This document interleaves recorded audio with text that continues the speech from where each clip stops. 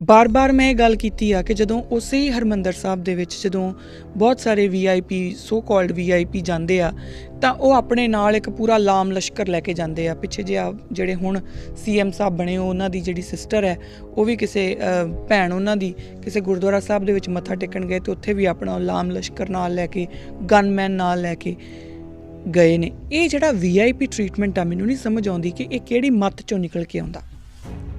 ਮੈਂ ਪਹਿਲਾਂ ਵੀ ਇਹ ਗੱਲ ਕਹੀ ਸੀ ਕਿ ਜੇ ਤੁਹਾਨੂੰ ਗੁਰੂ ਦੇ ਉੱਤੇ ਭਰੋਸਾ ਨਹੀਂ ਤੇ ਤੁਹਾਨੂੰ ਆਪਣੇ ਗਨਮੈਨਾਂ ਤੇ ਜ਼ਿਆਦਾ ਭਰੋਸਾ ਹੈ ਤਾਂ ਉੱਥੇ ਲੈਣ ਕੀ ਜਾਂਦੇ ਆ। ਫਿਰ ਤੁਸੀਂ ਗਨਮੈਨ ਨੂੰ ਨਾਲ ਰੱਖੋ, ਆਪਣੇ ਘਰਾਂ 'ਚ ਬੈਠੋ।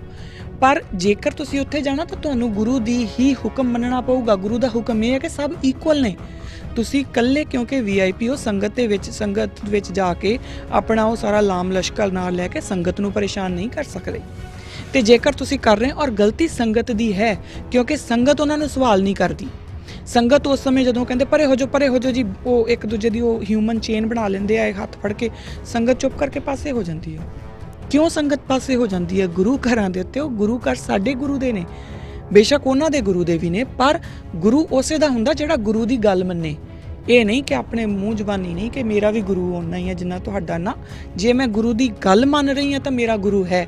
ਜੇ ਮੈਂ ਗੁਰੂ ਦੀ ਗੱਲ ਹੀ ਨਹੀਂ ਮੰਨ ਰਹੀ ਤਾਂ ਮੇਰਾ ਗੁਰੂ ਨਹੀਂ ਹੈ। ਕਹਿਣ ਕਹਾਉਣ ਦੀਆਂ ਗੱਲਾਂ ਨਹੀਂ ਹੁੰਦੀਆਂ ਇਹ। ਕਿ ਜਿਹੜੇ ਗੁਰੂ ਘਰ ਦੇ ਗ੍ਰੰਥੀ ਸਿੰਘ ਹੁੰਦੇ ਨੇ ਉਹਨਾਂ ਨੂੰ ਕਿਹਾ ਜਾਂਦਾ ਕਿ ਤੁਸੀਂ ਜਾਓ ਫਟਾਫਟ ਚਾਹ ਬਣਾ ਕੇ ਲੈ ਕੇ ਆਓ। ਖਾਸ ਤੌਰ 'ਤੇ ਜਿਹੜੇ ਬਾਹਰਲੇ ਮੁਲਕਾਂ ਦੇ ਵਿੱਚ ਉਹ ਗ੍ਰੰਥੀ ਸਿੰਘ ਜਿਹੜੇ ਆ ਉਹਨਾਂ ਵਾਸਤੇ ਚਾਹ ਬਣਾ ਕੇ ਲੈ ਕੇ ਆ ਰਹੇ ਹੁੰਦੇ ਪ੍ਰਬੰਧਕਾਂ ਦੇ ਵਾਸਤੇ। ਕਿਉਂ ਬਈ? ਤੁਸੀਂ ਪ੍ਰਬੰਧਕ ਹੋ, ਗੁਰੂ ਨਹੀਂ ਹੋ। ਜੇਕਰ ਗੁਰੂ ਇਸ ਤਰ੍ਹਾਂ ਦੀ ਊਂਚ ਨੀਚ ਨਹੀਂ ਕਰਦਾ ਤੇ ਤੁਸੀਂ ਕੌਣ ਹੁੰਦੇ ਹੋ? ਤੁਹਾਨੂੰ ਇਹ ਹੱਕ ਕਿਹਨੇ ਦਿੱਤਾ ਔਰ ਤੁਹਾਨੂੰ ਕਿਹਨੇ ਕਿਹਾ ਕਿ ਕਿਉਂਕਿ ਤੁਸੀਂ ਪ੍ਰਬੰਧਕ ਹੋ ਇਸ ਕਰਕੇ ਤੁਸੀਂ ਗ੍ਰੰਥੀ ਸਿੰਘਾਂ ਤੋਂ ਉੱਪਰ ਹੋ ਗਏ ਹੋ? ਔਰ ਇੱਥੇ ਗ੍ਰੰਥੀ ਸਿੰਘਾਂ ਦੀ ਵੀ ਗਲਤੀ ਹੈ ਕਿਉਂਕਿ ਉਹ ਇਸ ਵਰਤਾਰੇ ਨੂੰ ਹੋਣ ਦਿੰਦੇ ਨੇ। ਸ਼ਾਇਦ ਉਹਨਾਂ ਨੂੰ ਇਹ ਲੱਗਦਾ ਕਿ ਸਾਡਾ ਕੋਈ ਕੰਮ ਸਵਾਰ ਦੇਣਗੇ। ਤੇ ਜਦੋਂ ਤੁਹਾਡੇ ਦਿਲ 'ਚ ਇਹ ਆ ਗਿਆ ਨਾ ਕਿ ਗੁਰੂ ਤੋਂ ਜ਼ਿਆਦਾ ਤੁਹਾਡਾ ਕੰਮ ਕੋਈ ਬੰਦਾ ਸਵਾਰ ਸਕਦਾ, ਤੁਸੀਂ ਆਪਣੇ ਇਖਲਾਕ ਤੋਂ ਡਿੱਗ ਪਾਓਗੇ।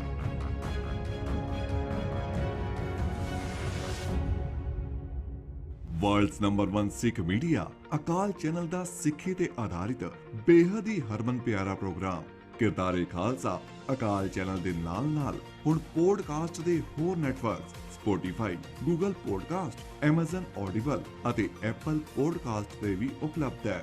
ਵਧੇਰੇ ਜਾਣਕਾਰੀ ਲਈ ਡਿਸਕ੍ਰਿਪਸ਼ਨ ਦੇ ਵਿੱਚ ਦਿੱਤੇ ਗਏ ਲਿੰਕ ਤੇ ਕਲਿੱਕ ਕਰੋ ਜੀ। ਵਾਹਿਗੁਰੂ ਜੀ ਕਾ ਖਾਲਸਾ, ਵਾਹਿਗੁਰੂ ਜੀ ਕੀ ਫਤਿਹ। ਕਿਰਦਾਰੇ ਖਾਲਸਾ ਦੇ ਅੱਜ ਦੇ ਇਸ ਐਪੀਸੋਡ ਦੇ ਵਿੱਚ ਮੈਂ ਕਿਰਨਪ੍ਰੀਤ ਕੌਰ ਆਪ ਸਭ ਦਾ ਬਹੁਤ-ਬਹੁਤ ਸਵਾਗਤ ਕਰਦੀ ਹਾਂ ਜੀ। ਜਿਵੇਂ ਕਿ ਹਮੇਸ਼ਾ ਮੈਂ ਪ੍ਰੋਗਰਾਮ ਸ਼ੁਰੂ ਹੋਣ ਤੋਂ ਪਹਿਲਾਂ ਹੀ ਇੱਕ ਬੇਨਤੀ ਆਪ ਜੀ ਨੂੰ ਕਰ ਦਿੰਦੀ ਹਾਂ ਕਿਉਂਕਿ ਜਦੋਂ ਆਪਾਂ ਪ੍ਰੋਗਰਾਮ ਦੀ ਸਮਾਪਤੀ ਕਰਦੇ ਹਾਂ ਤਾਂ ਸਮਾਂ ਆਲਰੇਡੀ ਜ਼ਿਆਦਾ ਹੋ ਚੁੱਕਾ ਹੁੰਦਾ। ਸੋ ਜਿਹੜੀਆਂ ਤੁਹਾਡੀਆਂ ਈਮੇਲਸ ਨੇ ਉਹ ਮੈਨੂੰ ਹਮੇਸ਼ਾ ਮਿਲਦੀਆਂ ਰਹਿੰਦੀਆਂ ਔਰ ਤੁਹਾਡੀਆਂ ਈਮੇਲਸ ਦੇ ਜ਼ਰੀਏ ਜਿਹੜਾ ਮੇਰੇ ਤੱਕ ਸੁਨੇਹਾ ਪਹੁੰਚਦਾ ਰਹਿੰਦਾ ਹੈ। ਇੱਕ ਤਾਂ ਇਹ ਕਿ ਤੁਸੀਂ ਪ੍ਰੋਗਰਾਮ ਦੇਖ ਰਹੇ ਹੋ, ਇਸ ਪ੍ਰੋਗਰਾਮ ਦਾ ਕੋਈ ਫਾਇਦਾ ਹੋ ਰਿਹਾ ਹੈ, ਉਹਦੇ ਨਾਲ ਮੈਨੂੰ ਮੇਰੀਆਂ ਗਲਤੀਆਂ ਵੀ ਪਤਾ ਲੱਗਦੀਆਂ ਰਹਿੰਦੀਆਂ, ਤੁਹਾਡੇ ਸਵਾਲ ਮੇਰੇ ਤੱਕ ਪਹੁੰਚਦੇ ਰਹਿੰਦੇ ਆ। ਸੋ ਹਰ ਪ੍ਰੋਗਰਾਮ ਦੀ ਤਰ੍ਹਾਂ ਇਸ ਪ੍ਰੋਗਰਾਮ ਦੇ ਵਿੱਚ ਵੀ ਮੈਂ ਪਹਿਲੀ ਜਿਹੜੀ ਬੇਨਤੀ ਹੈ ਆਪ ਦੇ ਚਰਨਾਂ 'ਚੋਂ ਇਹ ਕਰੂੰਗੀ ਕਿ ਤੁਸੀਂ ਆਪਣੀਆਂ ਈਮੇਲਸ ਮੈਨੂੰ ਜ਼ਰੂਰ ਭੇਜਦੇ ਰਿਹਾ ਕਰੋ। ਤੁਹਾਡੀਆਂ ਈਮੇਲਸ ਮੇਰੇ ਲਈ ਪ੍ਰੇਰਨਾ ਸਰੋਤ ਵੀ ਨੇ ਅਤੇ ਮੈਨੂੰ ਐਨਕਰੇਜਮੈਂਟ ਵੀ ਦਿੰਦੀਆਂ ਨੇ ਔਰ ਉਹਦੇ ਨਾਲ ਮੇਰੇ ਉੱਤੇ ਇੱਕ ਚੈੱਕ ਵੀ ਰੱਖਦੀਆਂ ਨੇ। ਮੈਨੂੰ ਇਹ ਵੀ ਲੱਗਦਾ ਰਹਿੰਦਾ ਕਿ ਜੇ ਮੈਂ ਕੁਝ ਗੜਬੜ ਕੀਤੀ ਜਾਂ ਮੈਂ ਕੋਈ ਮਨਮਤ ਦੀ ਗੱਲ ਕੀਤੀ ਤਾਂ ਮੈਨੂੰ ਕਿਸੇ ਨਾ ਕਿਸੇ ਗੁਰਸਿੱਖ ਪਿਆਰੇ ਦਾ ਜਿਹੜਾ ਹੈ ਉਹ ਮੈਸੇਜ ਆ ਜਾਣਾ ਅਤੇ ਉਹ ਇੱਕ ਚੈੱਕ ਹੋਣਾ ਬਹੁਤ ਜ਼ਰੂਰੀ ਆ। ਅਕਸਰ ਅਸੀਂ ਗਲਤੀ ਉਦੋਂ ਕਰਦੇ ਹਾਂ ਜਦੋਂ ਅਸੀਂ ਜਿਹੜਾ ਕੋਈ ਵੀ ਬੋਲ ਰਿਹਾ ਹੁੰਦਾ ਨਾ ਅਸੀਂ ਉਹਦੀਆਂ ਲਗਾਮਾਂ ਖੁੱਲ੍ਹੀਆਂ ਛੱਡ ਦਿੰਦੇ ਹਾਂ। ਸਭ ਤੋਂ ਉੱਤਮ, ਸਭ ਤੋਂ ਪ੍ਰਥਮ ਉਹ ਪੰਥ ਹੈ। ਸਭ ਤੋਂ ਉੱਪਰ ਜਿਹੜੀ ਉਹ ਗੁਰੂ ਦੀ ਸੰਗਤ ਹੈ। ਗੁਰੂ ਦੀ ਸੰਗਤ ਤੋਂ ਉੱਪਰ ਕੋਈ ਨਹੀਂ। ਜਿਹੜੇ ਅਸੀਂ ਲੋਕ ਹਾਂ ਜੋ ਅਸੀਂ ਬੋਲਦੇ ਹਾਂ ਨਾ, ਅਸੀਂ ਸਿਰਫ ਗੁਰੂ ਘਰ ਦੇ ਕੁੱਕਰ ਹਾਂ। ਅਸੀਂ ਸਿਰਫ ਹੋਕਾ ਦੇ ਸਕਦੇ ਹਾਂ ਜਿੰਨਾ ਕੁ ਗੁਰੂ ਮਹਾਰਾਜ ਹੁਕਮ ਕਰਨਗੇ। ਇਹ ਸੰਗਤ ਨੇ ਦੱਸਣਾ ਕਿ ਕਿਆ ਉਹਨਾਂ ਨੂੰ ਸਾਡਾ ਹੋਕਾ ਪ੍ਰਵਾਨ ਹੈ ਜਾਂ ਨਹੀਂ ਪ੍ਰਵਾਨ। ਜੇ ਨਹੀਂ ਪ੍ਰਵਾਨ ਤਾਂ ਉਹਦੇ 'ਚ ਕੀ ਅਸੀਂ ਖਾਮੀਆਂ ਕਰ ਰਹੇ, ਕਿੱਥੇ ਗਲਤੀਆਂ ਕਰ ਰਹੇ। ਇਹ ਜਿਹੜੀ ਤਾਕਤ ਹੈ ਉਹ ਗੁਰੂ ਨੇ ਤੁਹਾਨੂੰ ਦਿੱਤੀ ਹੈ। ਸੋ ਆਪਣੀਆਂ ਈਮੇਲਸ ਜ਼ਰੂਰ ਮੈਨੂੰ ਲਿਖਦੇ ਰਿਹਾ ਕਰੋ। ਮੈਨੂੰ ਪਤਾ ਲੱਗਦਾ ਰਹੇ ਕਿ ਮੈਂ ਕਿੱਥੇ ਕੁ ਜੇ ਗਲਤ ਜਾ ਰਹੀ ਹਾਂ, ਕਿੱਥੇ ਕੁ ਜੇ ਸਹੀ ਜਾ ਰਹੀ ਹਾਂ। ਤੁਹਾਡੇ ਸਵਾਲ ਮੇਰੇ ਤੱਕ ਪਹੁੰਚਾਉਂਦੇ ਰਿਹਾ ਕਰੋ ਤਾਂ ਕਿ ਇਸ ਪਲੇਟਫਾਰਮ ਨੂੰ ਇੱਕ ਡਿਸਕੋਰਸ ਦਾ ਜ਼ਰੀਆ ਬਣਾਈਏ, ਇਸ ਪਲੇਟਫਾਰਮ ਨੂੰ ਇੱਕ ਡਾਇਲੋਗ ਦਾ ਜ਼ਰੀਆ ਬਣਾਈਏ। ਇੱਕ ਤਰਫਾ ਜਿਹੜੀ ਗੱਲ ਆ ਉਹ ਨਾ ਹੋਵੇ, ਮੋਨੋਲੋਗ ਨਾ ਹੋਵੇ ਕਿ ਮੈਂ ਆਵਾਂ ਬੋਲਾਂ ਅਤੇ ਬੋਲ ਕੇ ਘਰ ਚਲੀ ਜਾਵਾਂ ਅਤੇ ਉਸ ਤੋਂ ਬਾਅਦ ਉਹਦਾ ਕੋਈ ਅੱਗੇ ਗੱਲ ਹੀ ਨਾ ਚੱਲੇ। ਉਹਦਾ ਕੋਈ ਫਾਇਦਾ ਨਹੀਂ ਹੋਣਾ ਕਿਉਂਕਿ ਇਹ ਤਾਂ ਚੱਲਦਾ ਆ ਰਿਹਾ, ਬਹੁਤ ਸਮੇਂ ਤੋਂ ਚੱਲਦਾ ਆ ਰਿਹਾ। ਬੁਲਾਰੇ ਬੋਲਦੇ ਆ, ਸੰਗਤ ਸੁਣਦੀ ਆ, ਘਰਾਂ ਨੂੰ ਚਲ ਜਾਂਦੇ ਆ, ਗੱਲ ਖਤਮ ਹੋ ਜਾਂਦੀ ਆ। ਮੈਂ ਚਾਹੁੰਦੀ ਹਾਂ ਕਿ ਜਿਹੜਾ ਇਹ ਪਲੇਟਫਾਰਮ ਹੈ ਕਿਰਦਾਰੇ ਖਾਲਸਾ ਦਾ ਪਲੇਟਫਾਰਮ, ਇਹਨੂੰ ਆਪਾਂ ਇੱਕ ਡਾਇਲੋਗਿਕ ਪਲੇਟਫਾਰਮ ਬਣਾਈਏ, ਜਿਹਦੇ ਵਿੱਚ ਮੈਂ ਬੋਲਾਂ, ਤੁਸੀਂ ਸਵਾਲ ਕਰੋ, ਮੈਂ ਜਵਾਬ ਦੇਵਾਂ। ਅਗਰ ਮੇਰੇ ਕੋਲ ਜਵਾਬ ਨਹੀਂ ਹੈ, ਮੈਂ ਫਿਰ ਸਵਾਲ ਤੁਹਾਡੇ ਤੱਕ ਪਹੁੰਚਾਵਾਂ, ਤੁਸੀਂ ਜਵਾਬ ਦਿਓ। ਸੋ ਇਸ ਤਰੀਕੇ ਨਾਲ ਅਸੀਂ ਜਿਹੜਾ ਆਪਣੀਆਂ ਜਿਹੜੀਆਂ ਕਨਫਿਊਜ਼ਨਸ ਨੇ ਉਹਨਾਂ ਨੂੰ ਕਲੀਅਰ ਕਰਨ ਦਾ, ਉਹਨਾਂ ਨੂੰ ਖ਼ਤਮ ਕਰਨ ਦਾ ਇੱਕ ਤਰੀਕਾ ਲੱਭ ਸਕੀਏ, ਇੱਕ ਜ਼ਰੀਆ ਲੱਭ ਸਕੀਏ। ਸੋ ਇਸ ਪਲੇਟਫਾਰਮ ਨੂੰ ਆਪਣਾ ਪਲੇਟਫਾਰਮ ਸਮਝ ਕੇ ਆਪਣੇ ਜਿਹੜੇ ਸਵਾਲ ਨੇ, ਆਪਣੇ ਸੁਝਾਅ, ਸਵਾਲ, ਆਪਣੀਆਂ ਸ਼ਿਕਾਇਤਾਂ ਮੇਰੇ ਤੱਕ ਜ਼ਰੂਰ ਪਹੁੰਚਦਿਆਂ ਕਰਿਆ ਕਰੋ। ਮੈਂ ਹਰ ਐਤਵਾਰ ਨੂੰ ਜਦੋਂ ਪ੍ਰੋਗਰਾਮ ਖ਼ਤਮ ਹੁੰਦਾ ਉਦੋਂ 9-10 ਵਜੇ ਤੋਂ ਬਾਅਦ ਮੈਂ ਇੱਕ ਵਾਰੀ ਜ਼ਰੂਰ ਈਮੇਲਸ ਚੈੱਕ ਕਰਦੀ ਹੁੰਦੀ ਹਾਂ। ਨਹੀਂ ਤਾਂ ਮੈਂ ਸੋਮਵਾਰ ਨੂੰ ਤਾਂ ਹਰ ਕਿਸੇ ਦੀ ਈਮੇਲ ਦਾ ਤਕਰੀਬਨ ਮੇਰੀ ਕੋਸ਼ਿਸ਼ ਹੁੰਦੀ ਆ ਕਿ ਮੈਂ ਜਿੰਨੀਆਂ ਦਾ ਸੰਭਵ ਹੋਵੇ ਜਵਾਬ ਦੇ ਦਿਆਂ। ਪ੍ਰੋਗਰਾਮ ਸ਼ੁਰੂ ਕਰਦੇ ਹਾਂ ਜੀ। ਪਿਛਲਾ ਪ੍ਰੋਗਰਾਮ ਜਿਹੜਾ ਪਿਛਲਾ ਐਪੀਸੋਡ ਜਿੱਥੇ ਆਪਾਂ ਸਮਾਪਤੀ ਕੀਤੀ ਸੀਗੀ, ਉਹ ਸੀਗਾ ਗੁਰੂ ਰਾਮਦਾਸ ਪਾਤਸ਼ਾਹ ਵੱਲੋਂ ਅੰਮ੍ਰਿਤਸਰ ਨਗਰੀ ਨੂੰ ਵਸਾਉਣਾ। ਅੰਮ੍ਰਿਤਸਰ ਨਗਰੀ ਦੇ ਵਿੱਚ ਅਲੱਗ-ਅਲੱਗ ਤਰ੍ਹਾਂ ਦੇ ਜਿਹੜੇ ਕਾਰੀਗਰ ਨੇ ਉਹਨਾਂ ਨੂੰ ਆ ਕੇ ਵਸਾਉਣਾ। ਉਹਦੇ ਬਾਰੇ ਆਪਾਂ ਇੱਕ ਬੜੇ ਡਿਟੇਲ ਦੇ ਵਿੱਚ 2 ਐਪੀਸੋਡ ਲਾ ਕੇ ਗੱਲ ਕੀਤੀ ਸੀਗੀ ਕਿ ਉਹਦਾ ਮਤਲਬ ਕੀ ਆ, ਉਹਦੀ ਜਿਹੜੀ ਆਈਡੀਓਲੋਜੀਕਲ ਇੰਪੋਰਟੈਂਸ ਆ ਸਾਡੇ ਲਈ ਉਹ ਕੀ ਆ, ਸਾਨੂੰ ਸਿਧਾਂਤਕ ਤੌਰ 'ਤੇ ਉਹ ਕੀ ਸਮਝਾਉਂਦੀ ਆ, ਕਿਉਂ ਗੁਰੂ ਮਹਾਰਾਜ ਨੇ ਜਿਹੜੀ ਅੰਮ੍ਰਿਤਸਰ ਨਗਰੀ ਆ ਉਹ ਵਸਾਈ ਆ, ਉਹ ਸਾਡੀ ਰਾਜਧਾਨੀ, ਆਪਾਂ ਸਾਰੀਆਂ ਗੱਲਾਂ ਕਰ ਚੁੱਕੇ। ਹੁਣ ਜਿਹੜੀ ਗੱਲ ਆਪਾਂ ਸ਼ੁਰੂ ਕਰਨੀ ਆ, ਉਹ ਮੈਂ ਪਿਛਲੇ ਐਪੀਸੋਡ ਦੇ ਵਿੱਚ ਕਿਹਾ ਸੀਗਾ ਕਿ ਹੁਣ ਆਪਾਂ ਗੱਲ ਕਰਾਂਗੇ ਲਾਵਾਂ ਦੀ। ਦਰਅਸਲ ਮੇਰਾ ਕਹਿਣ ਦਾ ਮਤਲਬ ਇਹ ਹੈ ਕਿ ਜਿਹੜੀਆਂ ਗੁਰੂ ਮਰਿਆਦਾਵਾਂ ਸਾਨੂੰ ਪੱਕੀਆਂ ਕਰਕੇ ਦਿੱਤੀਆਂ ਪਾਤਸ਼ਾਹ ਨੇ, ਅਸੀਂ ਉਹਦੀ ਗੱਲ ਕਰਨੀ ਆ। ਕਿਉਂਕਿ ਗੁਰੂ ਰਾਮਦਾਸ ਪਾਤਸ਼ਾਹ ਨੇ ਸਾਨੂੰ ਵਿਆਹ ਕਿੱਦਾਂ ਕਰਨੇ ਨੇ, ਜਨਮ 'ਤੇ ਮਰਨ 'ਤੇ ਜਿਹੜੀਆਂ ਮਰਿਆਦਾਵਾਂ ਹੁੰਦੀਆਂ ਨੇ ਕਿਸੇ ਵੀ ਕੌਮ ਦੀਆਂ, ਇੱਕ ਜਿਹੜੀ ਕਲੈਕਟਿਵ, ਬਾਰ-ਬਾਰ ਮੈਂ ਗੱਲ ਕਰਦੀ, ਕਲੈਕਟਿਵ ਕੌਨਸ਼ੀਅਸਨੈਸ ਉਹ ਕਿੱਦਾਂ ਦੀ ਹੁੰਦੀ ਆ, ਉਹ ਕਲੈਕਟਿਵ ਬਿਹੇਵੀਅਰ ਤੋਂ ਆਉਂਦੀ ਆ। ਕਿ ਜੇਕਰ ਮੇਰਾ ਬਿਹੇਵੀਅਰ ਕੁਛ ਹੋਰ ਹੈ, ਤੁਹਾਡਾ ਬਿਹੇਵੀਅਰ ਕੁਛ ਹੋਰ ਹੈ, ਇੱਕ ਪਰਟੀਕੂਲਰ ਇੰਸੀਡੈਂਟ ਨੂੰ ਲੈ ਕੇ, ਇੱਕ ਪਰਟੀਕੂਲਰ ਈਵੈਂਟ ਨੂੰ ਲੈ ਕੇ, ਜਿੱਦਾਂ ਜੇ ਮੇਰੇ ਘਰ ਕੋਈ ਵਿਆਹ ਹੁੰਦਾ ਤਾਂ ਅਸੀਂ ਕਿਸੇ ਹੋਰ ਤਰੀਕੇ ਨਾਲ ਕੰਮ ਕਰਦੇ ਹਾਂ, ਤੁਸੀਂ ਕਿਸੇ ਹੋਰ ਤਰੀਕੇ ਨਾਲ ਕੰਮ ਕਰਦੇ ਹਾਂ, ਤਾਂ ਮਤਲਬ ਸਾਡੇ 'ਚ ਕੁਛ ਸਾਂਝਾ ਨਹੀਂ ਹੈ। ਸੋ ਜਿਹੜੇ ਇਹ ਜਨਮ, ਮਰਨ ਅਤੇ ਵਿਆਹ ਵਰਗੀਆਂ ਜਿਹੜੇ ਓਕੇਜ਼ਨਸ ਹੁੰਦੇ ਆ ਨਾ, ਇਹਨਾਂ ਘੜੀਆਂ ਦੇ ਵਿੱਚ ਹੀ ਸਾਡੀ ਜਿਹੜੀ ਭਾਈਚਾਰਤਾ ਹੈ ਉਹ ਨਿਕਲ ਕੇ ਆਉਂਦੀ ਆ। ਕਿਉਂਕਿ ਮੇਰੀਆਂ ਵੀ ਰਸਮਾਂ ਉਹੀ ਨੇ, ਤੁਹਾਡੀਆਂ ਵੀ ਰਸਮਾਂ ਉਹੀ ਨੇ। ਇਸੇ ਕਰਕੇ ਅਸੀਂ ਇੱਕ ਦੂਜੇ ਦੇ ਵਿਆਹ ਦੇ ਵਿੱਚ ਜਾ ਕੇ ਤੇ ਸਾਨੂੰ ਲੱਗਦਾ ਕਿ ਅਸੀਂ ਆਪਣਿਆਂ ਲੋਕਾਂ ਦੇ ਵਿੱਚ ਹੀ ਆਏ ਹਾਂ। ਸੋ ਉਹ ਜਿਹੜੀਆਂ ਸਾਡੀਆਂ ਮਰਿਆਦਾਵਾਂ ਪੱਕੀਆਂ ਕਰਵਾਈਆਂ, ਜੋ ਰਸਮਾਂ ਪੱਕੀਆਂ ਕਰਵਾਈਆਂ ਗੁਰੂ ਮਹਾਰਾਜ ਨੇ, ਉਹਦੇ ਬਾਰੇ ਆਪਾਂ ਗੱਲ ਕਰਨੀ। ਪਰ ਉਸ ਤੋਂ ਪਹਿਲਾਂ ਮੈਨੂੰ ਲੱਗਦਾ ਕਿ ਜਿਹੜਾ ਇਹ ਵਾਲਾ ਐਪੀਸੋਡ ਹੈ, ਇਹਦੇ ਵਿੱਚ ਮੈਨੂੰ 2-3 ਚੀਜ਼ਾਂ ਹੋਰ ਦੀ ਗੱਲ ਕਰਨੀ ਜ਼ਰੂਰੀ ਹੈ, ਉਹ ਆਪਾਂ ਕਰ ਲਈਏ।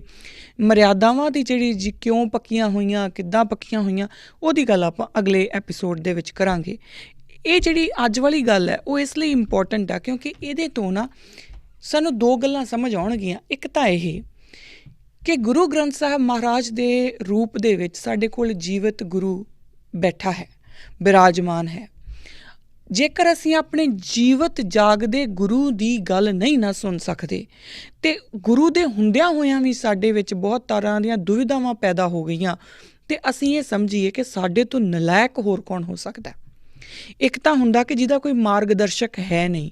ਅਕਸਰ ਇਹ ਗੱਲਾਂ ਆਉਂਦੀਆਂ ਨਾ, ਪੁਰਾਣੇ ਜਿਹੜੇ ਬਜ਼ੁਰਗ ਨੇ ਉਹ ਅਕਸਰ ਇਹ ਗੱਲਾਂ ਕਰਦੇ, ਜਿਨ੍ਹਾਂ ਦੇ ਫਾਦਰ ਸਾਹਿਬ ਬਹੁਤ ਛੋਟੀ ਉਮਰੇ ਜਾਂ ਮਾਂ ਬਹੁਤ ਛੋਟੀ ਉਮਰੇ ਚਲੀ ਗਈ ਹੁੰਦੀ ਆ, ਤਾਂ ਆਪਾਂ ਅਕਸਰ ਇਹ ਗੱਲਾਂ ਸੁਣਦੇ ਆਉਂਦੇ ਹਾਂ ਕਿ ਉਹ ਆਪਣੇ ਬੱਚਿਆਂ ਨੂੰ ਕਹਿੰਦੇ, ਮੇਰਾ ਪਿਓ ਨਹੀਂ ਸੀਗਾ, ਮੈਂ ਆਪਣੇ ਪਿਓ ਤੋਂ ਬਿਨਾਂ ਕੰਮ ਕੀਤਾ, ਇਸ ਕਰਕੇ ਮੈਂ ਚਾਹੁੰਦਾ ਮੈਂ ਤੁਹਾਨੂੰ ਸਾਰਾ ਕੁਛ ਦੇ ਦਾਂ ਕਿਉਂਕਿ ਤੁਹਾਡੇ ਪਿਓ ਨੇ ਤੁਹਾਡੇ ਵਾਸਤੇ ਸਾਰਾ ਕੁਛ ਕਰਨਾ। ਸੋ ਇਹਦਾ ਮਤਲਬ ਕੀ ਹੁੰਦਾ ਕਿ ਬਿਨਾਂ ਬਾਪ ਦੇ, ਬਿਨਾਂ ਪਿਓ ਦੇ ਉਹਨਾਂ ਕੋਲ ਰਸਤਾ ਨਹੀਂ ਹੁੰਦਾ। ਉਹ ਉਸ ਰਸਤੇ ਨੂੰ ਸਮਝ ਨਹੀਂ ਸਕਦੇ ਕਿ ਮੇਰੇ ਲਈ ਕੀ ਸਹੀ ਆ, ਕੀ ਗਲਤ ਹੈ। ਪਰ ਜਿਸ ਦੇ ਸਿਰ ਦੇ ਉੱਤੇ ਪਿਓ ਹੁੰਦਾ, ਜਿਸ ਦੇ ਸਿਰ ਦੇ ਉੱਤੇ ਸਾਈਂ ਹੁੰਦਾ, ਉਸ ਨੂੰ ਇਹ ਸਮਝਣਾ ਸੌਖਾ ਹੋ ਜਾਂਦਾ ਕਿ ਕਿਹੜਾ ਸਹੀ ਹੈ, ਕਿਹੜਾ ਗਲਤ ਹੈ ਰਸਤਾ, ਮੈਂ ਕਿਹੜਾ ਅਪਣਾਉਣਾ। ਕਿਉਂਕਿ ਫਿਰ ਉਹਨੂੰ ਪਤਾ ਉਹਦੇ ਕੋਲ ਕੋਈ ਗਾਈਡ ਹੈਗਾ। ਜਿਹਦੇ ਕੋਲ ਕੋਈ ਗਾਈਡ ਨਹੀਂ ਆ ਉਹ ਤਾਂ ਭਟਕ ਸਕਦਾ, ਉਹਦਾ ਭਟਕਣਾ ਜਾਇਜ਼ ਵੀ ਆ ਔਰ ਮਾਫ ਵੀ ਕੀਤਾ ਜਾ ਸਕਦਾ। ਪਰ ਜਿਸ ਬੰਦੇ ਕੋਲ ਗਾਈਡ ਵੀ ਹੋਵੇ, ਜਿਸ ਇਨਸਾਨ ਕੋਲ ਗਾਈਡ ਵੀ ਹੋਵੇ, ਬਾਪ ਵੀ ਉਹਦਾ ਬਿਰਾਜਮਾਨ ਹੋਵੇ, ਬੈਠਾ ਹੋਵੇ, ਜੇ ਉਹ ਫਿਰ ਵੀ ਭਟਕ ਜਾਵੇ ਤਾਂ ਫਿਰ ਉਸ ਇਨਸਾਨ ਨੂੰ ਆਪਣੇ ਅੰਦਰ ਝਾਤੀ ਮਾਰਨੀ ਚਾਹੀਦੀ ਹੈ ਕਿ ਮੈਂ ਕਿੰਨਾ ਕੁ ਨਲਾਇਕ ਹਾਂ, ਹੈ ਨਾ। ਹੁਣ ਇਹ ਗੱਲ ਕੌੜੀ ਲੱਗ ਸਕਦੀ ਆ ਪਰ ਇਹ ਗੱਲ ਸੱਚ ਆ। ਸਾਨੂੰ ਆਪਣੇ ਅੰਦਰ ਵੇਖਣਾ ਪੈਣਾ। ਗੁਰੂ ਗ੍ਰੰਥ ਸਾਹਿਬ ਮਹਾਰਾਜ ਦੇ ਰੂਪ ਦੇ ਵਿੱਚ ਸਾਡੇ ਕੋਲ ਗਿਆਨ ਦਾ ਸੋਮਾ ਹੈ। ਸਾਡੇ ਕੋਲ ਜੀਂਦਾ ਜਾਗਦਾ ਗੁਰੂ ਬੈਠਾ ਹੈ, ਔਰ ਅਸੀਂ ਫਿਰ ਵੀ ਭਟਕ ਗਏ ਹਾਂ। ਸਾਨੂੰ ਫਿਰ ਵੀ ਸਮਝ ਨਹੀਂ ਆ ਰਿਹਾ ਕਿ ਸਿੱਖ ਕਿਹੜੇ ਨੇ। ਅੱਜ ਵੀ ਅਸੀਂ ਪੁੱਛਦੇ ਹਾਂ ਕਿ ਸਿੱਖ ਕੌਣ ਹੁੰਦੇ ਨੇ। ਅੱਧੇ ਤੋਂ ਵੱਧ ਲੋਕ ਜਿਹੜੇ ਨੇ ਨਾ, ਜਦੋਂ ਮੈਂ ਉਹਨਾਂ ਨਾਲ ਗੱਲ ਕਰਦੀ ਹਾਂ ਤਾਂ ਉਹ ਦੱਸ ਰਹੇ ਹੁੰਦੇ, ਆਪਣੇ ਬੱਚਿਆਂ ਨੂੰ ਵੀ ਅੱਗੇ ਹੀ ਦੱਸ ਰਹੇ ਹੁੰਦੇ ਨੇ ਕਿ ਸਿੱਖ ਦਾ ਮਤਲਬ ਹੁੰਦਾ ਜਿਹੜਾ ਸਿੱਖਦਾ ਰਹੇ। ਅਤੇ ਮੈਂ ਉਹਨਾਂ ਦੀ ਸ਼ਕਲ ਵੱਲ ਵੇਖ ਕੇ ਮੇਰਾ ਕਈ ਵਾਰੀ ਕਦੀ ਮੈਨੂੰ ਤਰਸ ਆਊਗਾ, ਕਦੀ ਮੈਨੂੰ ਲੱਗੂਗਾ ਕਿ ਫਿਰ ਮੈਂ ਉਹਨਾਂ ਨੂੰ ਕਹੂੰਗੀ ਕਿ ਤੁਸੀਂ ਗੁਰੂ ਨੂੰ ਪੁੱਛਿਆ ਕਿ ਸਿੱਖ ਕੀ ਹੁੰਦਾ? ਫਿਰ ਉਹ ਕਹਿੰਦੇ ਜੀ ਹਾਂਜੀ ਸਾਨੂੰ ਇਹੀ ਪਤਾ। ਗੁਰੂ ਨੂੰ ਪੁੱਛਿਆ, ਤੁਹਾਨੂੰ ਇਹ ਪਤਾ ਗੱਲ ਹੋਰ ਆ। ਤੁਸੀਂ ਗੁਰੂ ਨੂੰ ਪੁੱਛਿਆ ਕਿ ਸਿੱਖ ਕੀ ਹੁੰਦਾ, ਕਿਉਂਕਿ ਗੁਰੂ ਗ੍ਰੰਥ ਸਾਹਿਬ ਮਹਾਰਾਜ ਬਕਾਇਦਾ ਸਿੱਖ ਦੀ ਡੈਫੀਨੇਸ਼ਨ ਦਿੰਦੇ। ਆਪਾਂ ਇਹ ਗੱਲ ਕਰ ਚੁੱਕੇ ਹਾਂ। ਸੋ ਅਸੀਂ ਜਿਹੜਾ ਜੋ ਕੁਝ ਵੀ ਲੈਣਾ ਨਾ, ਉਹ ਅਸੀਂ ਗੁਰੂ ਗ੍ਰੰਥ ਸਾਹਿਬ ਮਹਾਰਾਜ ਦੇ ਕੋਲੋਂ ਲੈਣਾ। ਅਸੀਂ ਆਪਣਾ ਮਾਰਗਦਰਸ਼ਨ ਜਿਹੜਾ ਹੈ ਉਹ ਗੁਰੂ ਪਾਤਸ਼ਾਹ ਕੋਲੋਂ ਲੈਣਾ। ਗਲਤੀ ਆਪਾਂ ਕਿੱਥੇ ਕਰਦੇ ਹਾਂ ਕਿ ਅਸੀਂ ਮਾਰਗਦਰਸ਼ਨ ਬੰਦਿਆਂ ਕੋਲੋਂ ਲੈਣਾ ਸ਼ੁਰੂ ਕਰ ਦਿੰਦੇ ਹਾਂ। ਇੱਕ ਕਿਰਨਪ੍ਰੀਤ ਕੌਰ ਬੋਲਣੀ ਸ਼ੁਰੂ ਹੋ ਗਈ ਜੀ, ਚਲੋ ਇਹਦੇ ਕੋਲੋਂ ਸੁਣੀ ਚੱਲੋ। ਮੇਰੀ ਗੱਲ 'ਤੇ ਵਿਸ਼ਵਾਸ ਨਾ ਕਰੋ। ਜੇਕਰ ਮੈਂ ਤੁਹਾਨੂੰ ਕੋਈ ਗੱਲ ਕਹਿ ਰਹੀ ਹਾਂ ਔਰ ਮੈਂ ਉੱਥੇ ਗੁਰੂ ਗ੍ਰੰਥ ਸਾਹਿਬ ਮਹਾਰਾਜ ਇਹ ਕਹਿ ਰਹੀ ਹਾਂ ਕਿ ਮੇਰਾ ਗੁਰੂ ਕਹਿ ਰਿਹਾ, ਤਾਂ ਮੈਂ ਅੰਗ ਨੰਬਰ ਵੀ ਕੋਟ ਕਰੂੰਗੀ। ਅਤੇ ਜੇ ਮੈਂ ਅੰਗ ਨੰਬਰ ਕੋਟ ਕਰ ਰਹੀ ਹਾਂ, ਤੁਹਾਡੀ ਜ਼ਿੰਮੇਵਾਰੀ ਬਣਦੀ ਆ ਕਿ ਪ੍ਰੋਗਰਾਮ ਖਤਮ ਹੋਣ ਤੋਂ ਬਾਅਦ ਬਕਾਇਦਾ ਉਸ ਅੰਗ ਨੰਬਰ ਦੇ ਉੱਤੇ ਦੇਖੋ, ਚੈੱਕ ਕਰੋ ਕਿ ਜੋ ਮੈਂ ਬੋਲਿਆ ਉਹ ਸਹੀ ਬੋਲਿਆ, ਅਤੇ ਜੋ ਮੈਂ ਬੋਲ ਰਹੀ ਕਿ ਉਹਦਾ ਮਤਲਬ ਗੁਰੂ ਇਹੀ ਕਹਿਣਾ ਚਾਹ ਰਹੇ ਨੇ। ਅਗਰ ਮੈਂ ਗਲਤ ਬੋਲਿਆ ਫਿਰ ਤੁਸੀਂ ਮੈਨੂੰ ਦੱਸੋ, ਹੈ ਨਾ।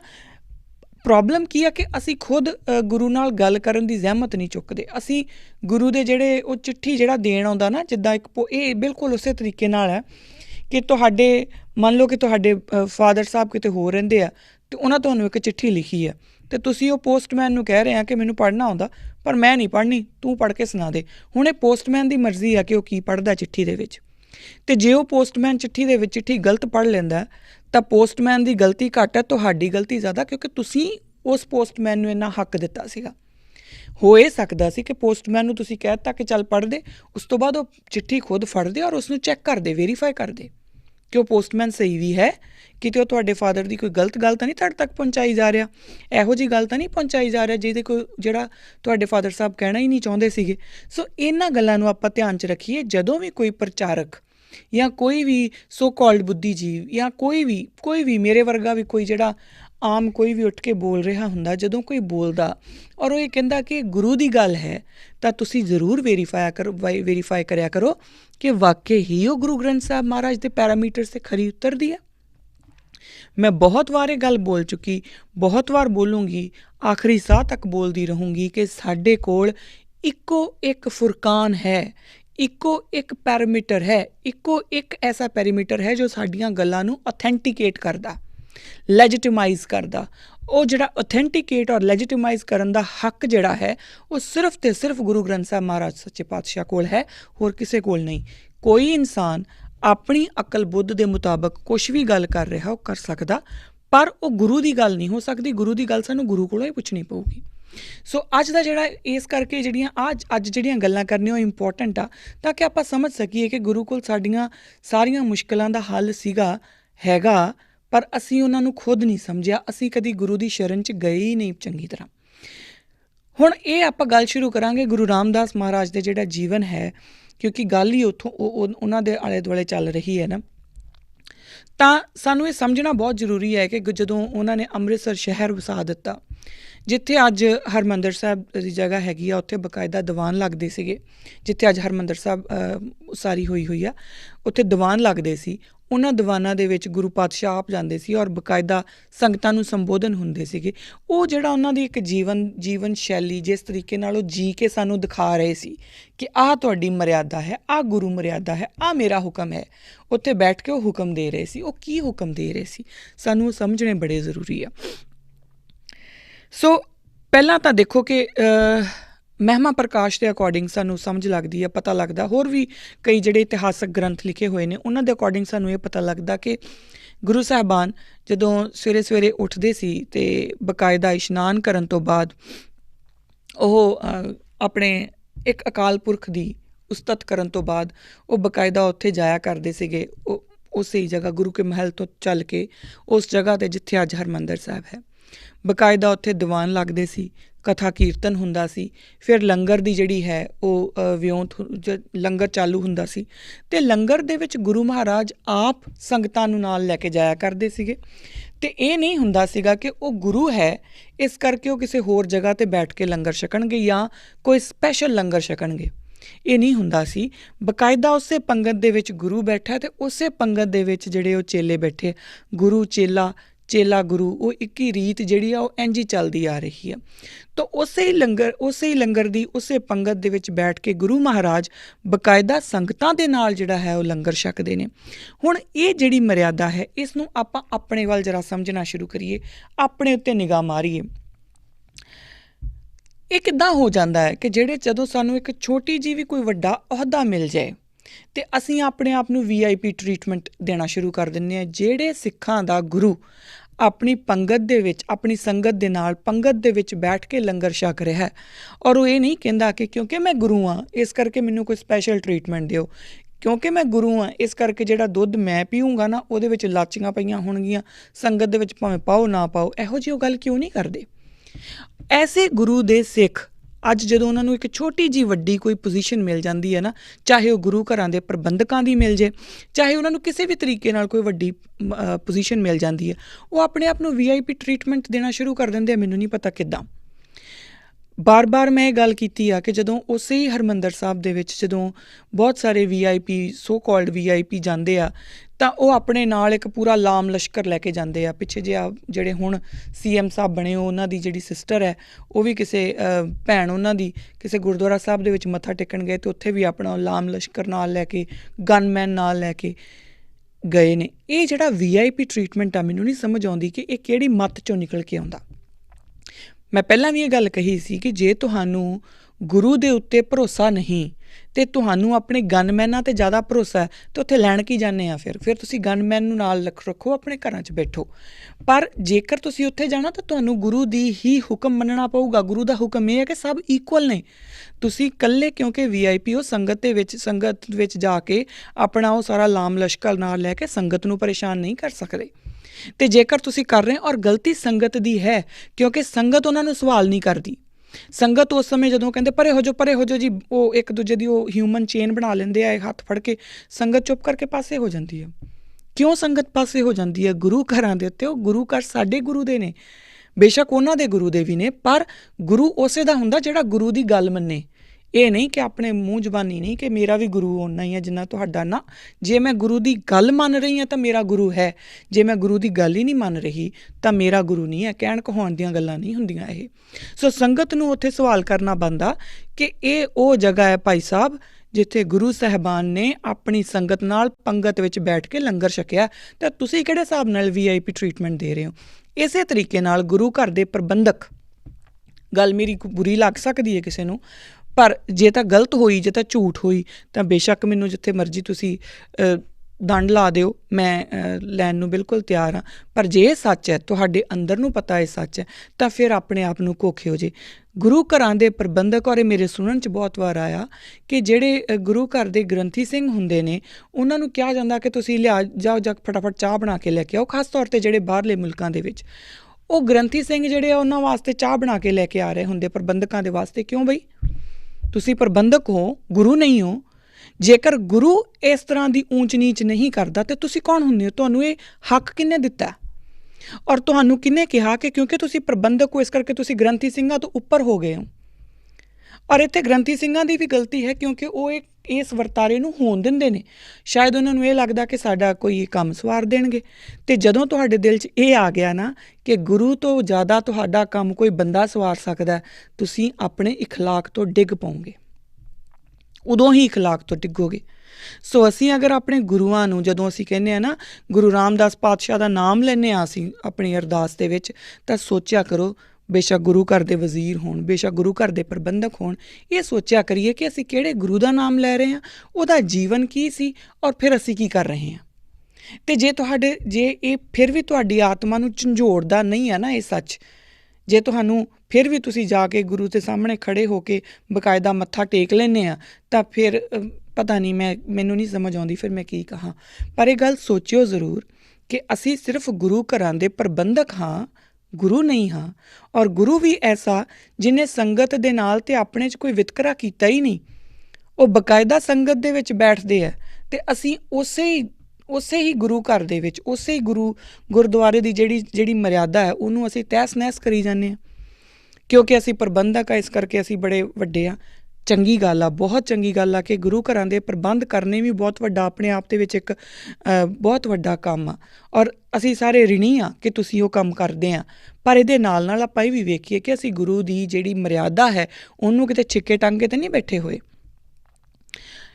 ਹੁਣ ਗੁਰੂ ਮਹਾਰਾਜ ਸਾਨੂੰ ਕੋਈ ਕਨਫਿਊਜ਼ਨ ਨਹੀਂ ਰਹਿਣ ਦਿੰਦੇ ਔਰ ਇਸੇ ਕਨਫਿਊਜ਼ਨ ਨਾ ਰਹੇ ਇਸ ਕਰਕੇ ਉਹ ਬੜਾ ਜਿਹੜਾ ਸਿੱਧਾ ਜਿਹਾ ਨਾ ਸਾਨੂੰ ਜਿਹੜੇ ਗੁਰੂ ਘਰ ਦੇ ਪ੍ਰਬੰਧਕ ਨੇ ਜਾਂ ਹੋਰ ਵੀ ਜਿਹੜੇ ਵੀ ਗੁਰੂ ਘਰ ਦੀ ਸੇਵਾ ਕਰਦੇ ਨੇ, ਗੁਰਦੁਆਰਿਆਂ ਦੀ ਸੇਵਾ ਕਰਦੇ ਨੇ, ਉਹਨਾਂ ਨੂੰ ਗੁਰੂ ਕੋਲੋਂ ਹੀ ਪੁੱਛਣਾ ਪਊਗਾ ਕਿ ਮਹਾਰਾਜ ਕੰਮ ਕਿੱਦਾਂ ਕੀਤਾ ਜਾਵੇ। ਔਰ ਜਦੋਂ ਗੁਰੂ ਮਹਾਰਾਜ ਗੁਰੂ ਰਾਮਦਾਸ ਪਾਤਸ਼ਾਹ ਨੂੰ ਮੰਜੀਦਾਰ ਇਹ ਕਹਿੰਦੇ ਨੇ ਕਿ ਸਾਨੂੰ ਵੀ ਕੋਈ ਉਪਦੇਸ਼ ਕਰੋ ਤਾਂ ਉਹ ਬਕਾਇਦਾ ਉਪਦੇਸ਼ ਕਰਦੇ ਨੇ। ਉਪਦੇਸ਼ ਗੁਰੂ ਗ੍ਰੰਥ ਸਾਹਿਬ ਮਹਾਰਾਜ ਦੇ ਅੰਗ ਨੰਬਰ 317 'ਤੇ ਅੰਕਿਤ ਹੈ, ਤੁਸੀਂ ਖੁਦ ਪੜ੍ਹ ਸਕਦੇ ਹੋ। ਮੈਂ ਉਹ ਪੂਰਾ ਦਾ ਪੂਰਾ ਸ਼ਬਦ ਐਜ਼ ਇਟ ਇਜ਼ ਪੜ੍ਹੂੰਗੀ ਕਿਉਂਕਿ ਉਹ ਸ਼ਬਦ ਪੜ੍ਹਨਾ ਬਹੁਤ ਜ਼ਰੂਰੀ ਹੈ ਜੇ ਅਸੀਂ ਆਪਣੇ ਗੁਰੂ ਦੀ ਗੱਲ ਨੂੰ ਸਮਝਣਾ ਹੈ। ਤੇ ਗੁਰੂ ਮਹਾਰਾਜ ਕਹਿੰਦੇ ਨੇ ਸਤਿਗੁਰ ਕੇ ਜੀਆ ਕੀ ਸਾਰ ਨਾ ਜਾਪੇ ਕਿ ਪੂਰੇ ਸਤਿਗੁਰ ਭਾਵੇ, ਕਿ ਸਤਿਗੁਰ ਦੇ ਜੀ ਦਾ ਕੋਈ ਸਾਰ ਨਹੀਂ ਇਹ ਪਾ ਸਕਦਾ ਕਿ ਉਹ ਪੂਰੇ ਸਤਿਗੁਰ ਨੂੰ ਕੀ ਪਾਉਂਦਾ। ਪਰ ਗੁਰਸਿੱਖਾਂ ਅੰਦਰ ਸਤਿਗੁਰ ਵਰਤੇ, ਜੋ ਸਿੱਖਾਂ ਨੂੰ ਲੋਚੇ ਸੋ ਗੁਰ ਖੁਸ਼ੀ ਆਵੇ। ਪਰ ਗੁਰੂ ਜਿਹੜਾ ਹੈ ਉਹ ਗੁਰਸਿੱਖਾਂ ਦੇ ਅੰਦਰ ਵਸਦਾ ਹੈ ਤੇ ਜੋ ਗੁਰੂ ਸਿੱਖਾਂ ਦੀ ਜਿਹੜਾ ਸਿੱਖਾਂ ਨੂੰ ਲੋਚਦਾ ਹੈ, ਜਿਹੜਾ ਗੁਰੂ ਸਿੱਖਾਂ ਨੂੰ ਲੋਚਦਾ ਹੈ ਉਹਨੂੰ ਗੁਰੂ ਦੀ ਖੁਸ਼ੀ ਆਪਣੇ ਆਪ ਹੀ ਮਿਲ ਜਾਂਦੀ ਹੈ। ਅਗਲੀ ਗੱਲ ਜਿਹੜੀ ਮਹਾਰਾਜ ਲਿਖਦੇ ਨੇ ਉਹ ਕਹਿੰਦੇ ਨੇ ਸਤਿਗੁਰ ਆਖੇ ਸੋ ਕਰ ਕਮਾਵਣ, ਸੋ ਜਪ ਕਮਾਵੇ, ਗੁਰਸਿੱਖਾਂ ਕੀ ਕਾਲ ਸੱਚਾ ਥਾਏ ਪਾਵੇ। ਵਿਣ ਸਤਿਗੁਰ ਕੇ ਹੁਕਮੈ, ਜੋ ਗੁਰਸਿੱਖਾਂ ਪਾਸੋਂ ਕੰਮ ਕਰਾਇਆ ਲੋੜੇ। ਇਹ ਬਹੁਤ ਇੰਪੋਰਟੈਂਟ ਆ। ਵਿਣ ਸਤਿਗੁਰ ਕੇ ਹੁਕਮੈ, ਜੋ ਸਤਿਗੁਰ ਦਾ ਹੁਕਮ ਨਹੀਂ ਹੈ, ਜੇ ਗੁਰਸਿੱਖਾਂ ਪਾਸੋਂ ਕੰਮ ਕਰਾਇਆ ਲੋੜੇ। ਜੇ ਐਸਾ ਕੋਈ ਕੰਮ ਗੁਰਸਿੱਖਾਂ ਕੋਲੋਂ ਕੋਈ ਐਸਾ ਬੰਦਾ ਕਰਵਾਉਂਦਾ ਹੈ ਔਰ ਇਹ ਉਪਦੇਸ਼ ਉਹ ਮੰਜੀਦਾਰਾਂ ਨੂੰ ਦੇ ਰਹੇ ਨੇ ਕਿ ਜੇਕਰ ਤੁਸੀਂ ਕੋਈ ਐਸਾ ਕੰਮ ਕਰਾਉਂਦੇ ਹੋ ਜੋ ਗੁਰੂ ਦੀ ਹੁਕਮ ਤੋਂ ਉਲਟ ਹੈ, ਗੁਰਸਿੱਖਾਂ ਕੋਲੋਂ ਕੋਈ ਐਸਾ ਕੰਮ ਕਰਾਉਂਦੇ ਹੋ ਜੋ ਗੁਰੂ ਦੇ ਹੁਕਮ ਤੋਂ ਉਲਟ ਹੈ।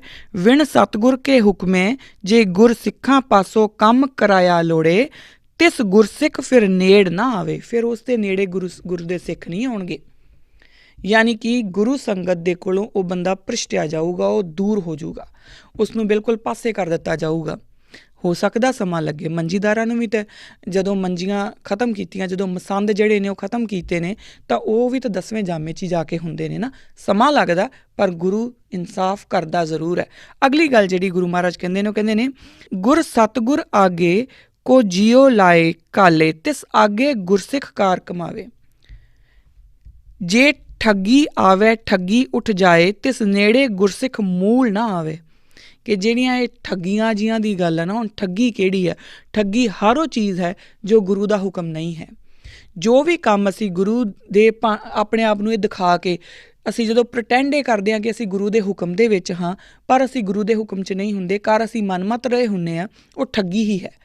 ਸੋ ਜਿਹੜਾ ਬੰਦਾ ਠੱਗੀ 'ਚ ਹੀ ਆਉਂਦਾ, ਠੱਗੀ 'ਚ ਹੀ ਉਹ ਚਲਾ ਜਾਂਦਾ ਨਾ, ਉਹ ਫਿਰ ਗੁਰਸਿੱਖ ਦੇ ਬਿਲਕੁਲ ਉਹ ਲਾਗੇ ਛਾਗੇ ਵੀ ਨਹੀਂ ਜਾ ਸਕਦਾ ਔਰ ਨਾ ਗੁਰਸਿੱਖ ਉਹਦੇ ਲਾਗੇ ਹੁੰਦੇ ਨੇ। ਬ੍ਰਹਮ ਵਿਚਾਰ ਨਾਨਕ ਆਖ ਸੁਣਾਵੇ, ਜੇ ਵਿਣ ਸਤਿਗੁਰ ਕੇ ਮਨ ਮੰਨੇ ਕੰਮ ਕਰਾਏ, ਸੋ ਜੰਤ ਮਹਾ ਦੁੱਖ ਪਾਏ।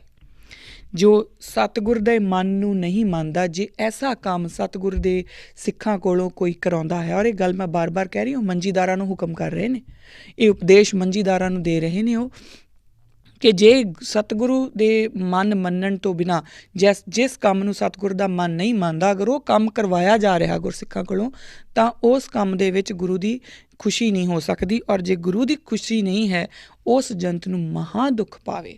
ਔਰ ਮਹਾ ਦੁੱਖ ਕਿਹੜਾ ਹੋ ਸਕਦਾ?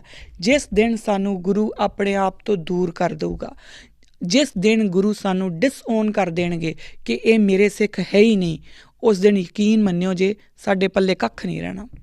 ਪੂਰੀ ਦੁਨੀਆ ਦੇ ਵਿੱਚ ਸਿੱਖਾਂ ਦੀ ਜੈ ਜੈਕਾਰ ਹੁੰਦੀ ਆ। ਕਿਉਂਕਿ ਸਿੱਖਾਂ ਦੇ ਗੁਰੂ ਨੇ ਓਨ ਕੀਤਾ ਹੋਇਆ। ਉਹਨਾਂ ਨੇ ਕਿਹਾ ਹੋਇਆ ਕਿ ਮੇਰੇ ਆ ਖਾਲਸਾ ਮੇਰੋ ਰੂਪ ਹੈ ਖਾਸ, ਉਹਨਾਂ ਨੇ ਇਹ ਗੱਲ ਕਹੀ ਹੋਈ ਆ। ਪਰ ਜਿਸ ਦਿਨ ਉਹਨਾਂ ਨੇ ਇਸ ਗੱਲ ਦੇ ਉੱਤੇ ਕਰ ਲਈ ਨਾ ਕਿ ਇਹ ਹੁਣ ਵਿਪਰਨ ਕੀ ਰੀਤ ਵੱਲ ਤੁਰ ਪਿਆ ਅਤੇ ਹੁਣ ਮੈਂ ਨਾ ਕਰੂੰ ਇਨਕੀ ਪ੍ਰਤੀਤ, ਉਸ ਦਿਨ ਸਾਨੂੰ ਮਿੱਟੀ 'ਚ ਰੁਲਿਆਂ ਨੂੰ ਵੀ ਕਿਸੇ ਨੇ ਪੁੱਛਣਾ ਨਹੀਂ ਆ। ਫਿਰ ਉਹੀ ਗੱਲ ਆਉਣੀ ਆ, ਹਮ ਰੁਲਤੇ ਫਿਰਤੇ ਕੋਈ ਬਾਤ ਨਾ ਪੁੱਛਦਾ। ਇਸ ਕਰਕੇ ਆਪਾਂ ਵੇਲਾ ਰਹਿੰਦੇ ਸੰਭਲ ਜਾਈਏ। ਗੁਰੂ ਮਹਾਰਾਜ ਨੇ ਕੋਈ ਕਨਫਿਊਜ਼ਨ ਨਹੀਂ ਛੱਡੀ। ਮੇਰੇ 'ਤੇ ਯਕੀਨ ਨਾ ਕਰੋ, ਮੈਂ ਪਹਿਲਾਂ ਹੀ ਕਹਿ ਹਟੀ ਹਾਂ, 317 ਨੰਬਰ ਅੰਗ ਹੈ, ਬਕਾਇਦਾ ਪੜ੍ਹ ਲਿਓ ਜੇ। ਔਰ ਗੁਰੂ ਮਹਾਰਾਜ ਨੇ ਬੜਾ ਸਾਫ਼ ਸਪਸ਼ਟ ਕਿਹਾ, ਹੁਣ ਗੁਰੂ ਦੇ ਮਨ ਨੂੰ ਜਿਹੜੀ ਜਾਂ ਗੁਰੂ ਦੇ ਹੁਕਮ ਤੋਂ ਬਾਹਰ ਜਿਹੜੇ ਗੁਰਸਿੱਖਾਂ ਕੋਲੋਂ ਕੰਮ ਕਰਾਉਣ ਦਾ ਮਤਲਬ ਕੀ ਆ ਕਿ ਜੋ ਕੰਮ ਗੁਰੂ ਦਾ ਹੁਕਮ ਨਹੀਂ ਹੋ ਸਕਦਾ। ਔਰ ਗੁਰੂ ਨੇ ਆਪਣੀ ਜ਼ਿੰਦਗੀ ਦੇ ਵਿੱਚ ਉਹ ਸਾਰੇ ਕੰਮ ਕਰਕੇ ਸਾਨੂੰ ਦੱਸਿਆ ਜੋ ਉਹਨਾਂ ਦਾ ਹੁਕਮ ਹੈ। ਸੋ ਗੁਰੂ ਨੇ ਇਕੁਐਲਿਟੀ ਦੀ ਗੱਲ ਕੀਤੀ ਆ, ਔਰ ਇਕੁਐਲਿਟੀ ਜਿਹੜੀ ਆ ਉਹ ਹਰ ਕਿਸੇ ਦੇ ਨਾਲ ਹੈ। ਉਸੇ ਪੰਗਤ ਦੇ ਵਿੱਚ ਸੰਗਤ ਬੈਠੀ ਆ, ਉਸੇ ਪੰਗਤ ਦੇ ਵਿੱਚ ਗੁਰੂ ਰਾਮਦਾਸ ਸੱਚੇ ਪਾਤਸ਼ਾਹ ਬੈਠ ਕੇ ਲੰਗਰ ਛਕ ਰਹੇ ਨੇ। ਉਹ ਅਲੱਗ ਤੋਂ ਲੰਗਰ ਨਹੀਂ ਮੰਗਾ ਰਹੇ, ਜਾਂ ਉਹ ਇਹ ਨਹੀਂ ਕਹਿ ਰਹੇ ਕਿ ਮੈਂ ਵੱਖਰਾ ਖਾਊਂਗਾ, ਮੇਰੇ ਰੂਮ 'ਚ ਲਿਆ ਦਿਓ ਅਤੇ ਸੰਗਤ ਦੀ ਜਿਹੜੀ ਹੈਗੀ ਉਹ ਬਾਹਰ ਪੰਗਤ ਨਹੀਂ। ਬਕਾਇਦਾ ਸੰਗਤ ਦੇ ਵਿੱਚ ਉਹ ਬੈਠਦੇ ਨੇ, ਦੀਵਾਨ ਲਾਉਂਦੇ ਨੇ, ਕੀਰਤਨ ਹੁੰਦਾ, ਕਥਾ ਹੁੰਦੀ ਹੈ, ਲੰਗਰ ਦਾ ਹੋਕਾ ਦਿੰਦਾ। ਬਕਾਇਦਾ ਸੰਗਤਾਂ ਦੇ ਨਾਲ ਗੁਰੂ ਮਹਾਰਾਜ ਆਪ ਜਾਂਦੇ ਨੇ ਔਰ ਫਿਰ ਉਸੇ ਪੰਗਤ ਦੇ ਵਿੱਚ ਬੈਠ ਕੇ ਉਹ ਲੰਗਰ ਛਕਦੇ ਨੇ। ਅਤੇ ਅਸੀਂ ਕਿਸ ਇਸ ਭਰਮ 'ਚ ਤੁਰੇ ਫਿਰਦੇ ਹਾਂ ਕਿ ਅਸੀਂ ਗੁਰੂ ਘਰਾਂ ਦੇ ਪ੍ਰਬੰਧ ਵੇਖਣ ਲੱਗ ਗਏ ਹਾਂ ਅਤੇ ਇਸ ਕਰਕੇ ਆਪਾਂ ਗ੍ਰੰਥੀ ਸਿੰਘਾਂ ਨੂੰ ਚਾਹ ਪਕੌੜੇ ਲਿਆਉਣ ਦੇ ਉੱਤੇ ਲਾ ਛੱਡੀਏ। ਕਿਹੜੇ ਭੁਲੇਖੇ 'ਚ ਤੁਰੇ ਫਿਰਦੇ ਹਾਂ ਆਪਾਂ? ਥੋੜ੍ਹਾ ਜਿਹਾ ਆਪਾਂ ਆਪਣੇ ਅੰਦਰ ਝਾਤੀ ਮਾਰਨੀ ਸ਼ੁਰੂ ਕਰੀਏ। ਅਗਲੀ ਗੱਲ ਜਿਹੜੀ ਹੈ ਉਹ ਵੀ ਇਹਦੇ ਨਾਲ ਹੀ ਇੰਟਰ ਰਿਲੇਟਿਡ ਆ। ਔਰ ਗੁਰੂ ਰਾਮਦਾਸ ਸੱਚੇ ਪਾਤਸ਼ਾਹ ਜੋ ਉੱਥੇ ਅੰਮ੍ਰਿਤਸਰ ਸਾਹਿਬ ਦੇ ਵਿੱਚ ਬੈਠ ਕੇ ਜੋ ਬਚਨ ਦੇ ਰਹੇ ਨੇ, ਜੋ ਬਚਨ ਫਰਮਾ ਰਹੇ ਨੇ, ਮੈਂ ਉਹਨਾਂ ਦੀ ਹੀ ਗੱਲ ਕਰ ਰਹੀ ਹਾਂ। ਔਰ ਕਦੀ ਵੀ ਜਿਹੜੀ ਮੇਰਾ ਕੋਈ ਵੀ ਹਵਾਲਾ ਜਿਹੜਾ ਹੈ, ਮੇਰੀ ਕੋਸ਼ਿਸ਼ ਹੁੰਦੀ ਹੈ ਕਿ ਮੈਕਸੀਮਮ ਗੁਰੂ ਗ੍ਰੰਥ ਸਾਹਿਬ ਮਹਾਰਾਜ ਕੋਲੋਂ ਹੀ ਪੁੱਛਿਆ ਜਾਏ, ਕਿਉਂਕਿ ਗੁਰੂ ਗ੍ਰੰਥ ਸਾਹਿਬ ਮਹਾਰਾਜ ਤੋਂ ਵੱਡਾ ਸਾਡੇ ਕੋਲ ਕੋਈ ਮਾਰਗਦਰਸ਼ਕ ਹੈ ਨਹੀਂ, ਹੈ ਨਾ। ਸੋ ਅਗਲੀ ਗੱਲ ਜਿਹੜੀ ਹੈ, ਕਿਉਂਕਿ ਇਹਦੇ ਵਿੱਚੋਂ ਹੀ ਗੱਲ ਨਿਕਲ ਕੇ ਆਉਂਦੀ ਹੈ। ਦੇਖੋ, ਇੱਕ ਨਾ ਬੜਾ ਪੁਰਾਣਾ ਇਹ ਕੋਟੇਸ਼ਨ ਵੀ ਹੈਗੀ ਹੈ ਕਿ ਪਾਵਰ ਕਰਪਟਸ ਐਬਸੋਲਿਊਟ, ਪਾਵਰ ਕਰਪਟਸ ਐਬਸੋਲਿਊਟਲੀ। ਉਹ ਕਦੋਂ ਹੁੰਦਾ, ਪਾਵਰ ਕਦੋਂ ਕਰਪਟ ਕਰਦੀ ਹੈ? ਜਦੋਂ ਬੰਦਾ ਜਿਹੜਾ ਉਹ ਹਉਮੈ 'ਚ ਆ ਜਾਂਦਾ। ਔਰ ਹਉਮੈ ਆਉਂਦੀ ਹੀ ਉਦੋਂ ਆ ਜਦੋਂ ਸਾਨੂੰ ਇਹ ਲੱਗਣ ਲੱਗ ਜਾਂਦਾ ਕਿ ਆਹ ਜਿਹੜਾ ਜਗ੍ਹਾ ਹੈਗੀ ਆ ਨਾ, ਜੇ ਮੈਂ ਇੱਥੋਂ ਤੱਕ ਪਹੁੰਚ ਗਿਆ ਅਤੇ ਇੱਥੇ ਆ ਕੇ ਮੇਰੇ ਕੋਲ ਬੜੀ ਤਾਕਤ ਆ ਜਾਣੀ ਆ। ਇਹੀ ਕਾਰਨ ਹੈ ਕਿ ਲੋਕ ਕੁਰਸੀਆਂ ਦੇ ਉੱਤੇ ਬਹਿ ਜਾਂਦੇ, ਫਿਰ ਕੁਰਸੀ ਛੱਡਣ ਨੂੰ ਹੀ ਤਿਆਰ ਨਹੀਂ ਹੁੰਦੇ, ਕਿਉਂਕਿ ਉਹ ਕੁਰਸੀ ਇਕੱਲੀ ਕੁਰਸੀ ਨਹੀਂ, ਉਹ ਕੁਰਸੀ ਜਿਹੜੀ ਉਹਨਾਂ ਨੂੰ ਲੱਗਦਾ ਕਿ ਪਾਵਰ ਹੈ, ਉਹ ਪਾਵਰ ਆ, ਉਹਨਾਂ ਨੂੰ ਇੱਕ ਅਥੋਰਿਟੀ ਦਿੰਦੀ ਆ ਉਹ। ਔਰ ਉਸ ਅਥੋਰਿਟੀ ਦੇ ਪਿੱਛੇ ਉਹ ਫਿਰ ਲੜਦੇ ਵੀ ਆ, ਉਸ ਅਥੋਰਿਟੀ ਦੇ ਪਿੱਛੇ ਫਿਰ ਧੜੇ ਵੀ ਬਣਦੇ ਆ। ਔਰ ਗੁਰੂ ਮਹਾਰਾਜ ਧੜਿਆਂ ਦੇ ਉੱਤੇ ਬੜਾ ਸਪਸ਼ਟ ਗਿਆਨ ਸਾਨੂੰ ਦਿੰਦੇ ਆ ਕਿ ਧੜੇ ਕਿਉਂ ਬਣਦੇ ਆ, ਕਿੱਦਾਂ ਬਣਦੇ ਆ, ਔਰ ਗੁਰਸਿੱਖਾਂ ਦਾ ਧੜਾ ਕਿਹੜਾ ਹੋ ਸਕਦਾ।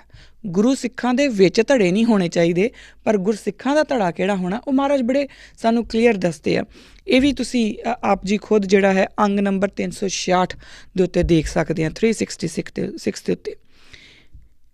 ਉਹ ਕਹਿੰਦੇ ਨੇ ਕਿ ਕਿਸੇ ਧੜਾ ਕੀਆ ਮਿੱਤਰ ਸੁੱਤ ਨਾਲ ਭਾਈ, ਕਿਸੇ ਨੇ ਆਪਣੇ ਦੋਸਤਾਂ ਮਿੱਤਰਾਂ ਦੇ ਨਾਲ ਇੱਕ ਧੜਾ ਕਰ ਲਿਆ।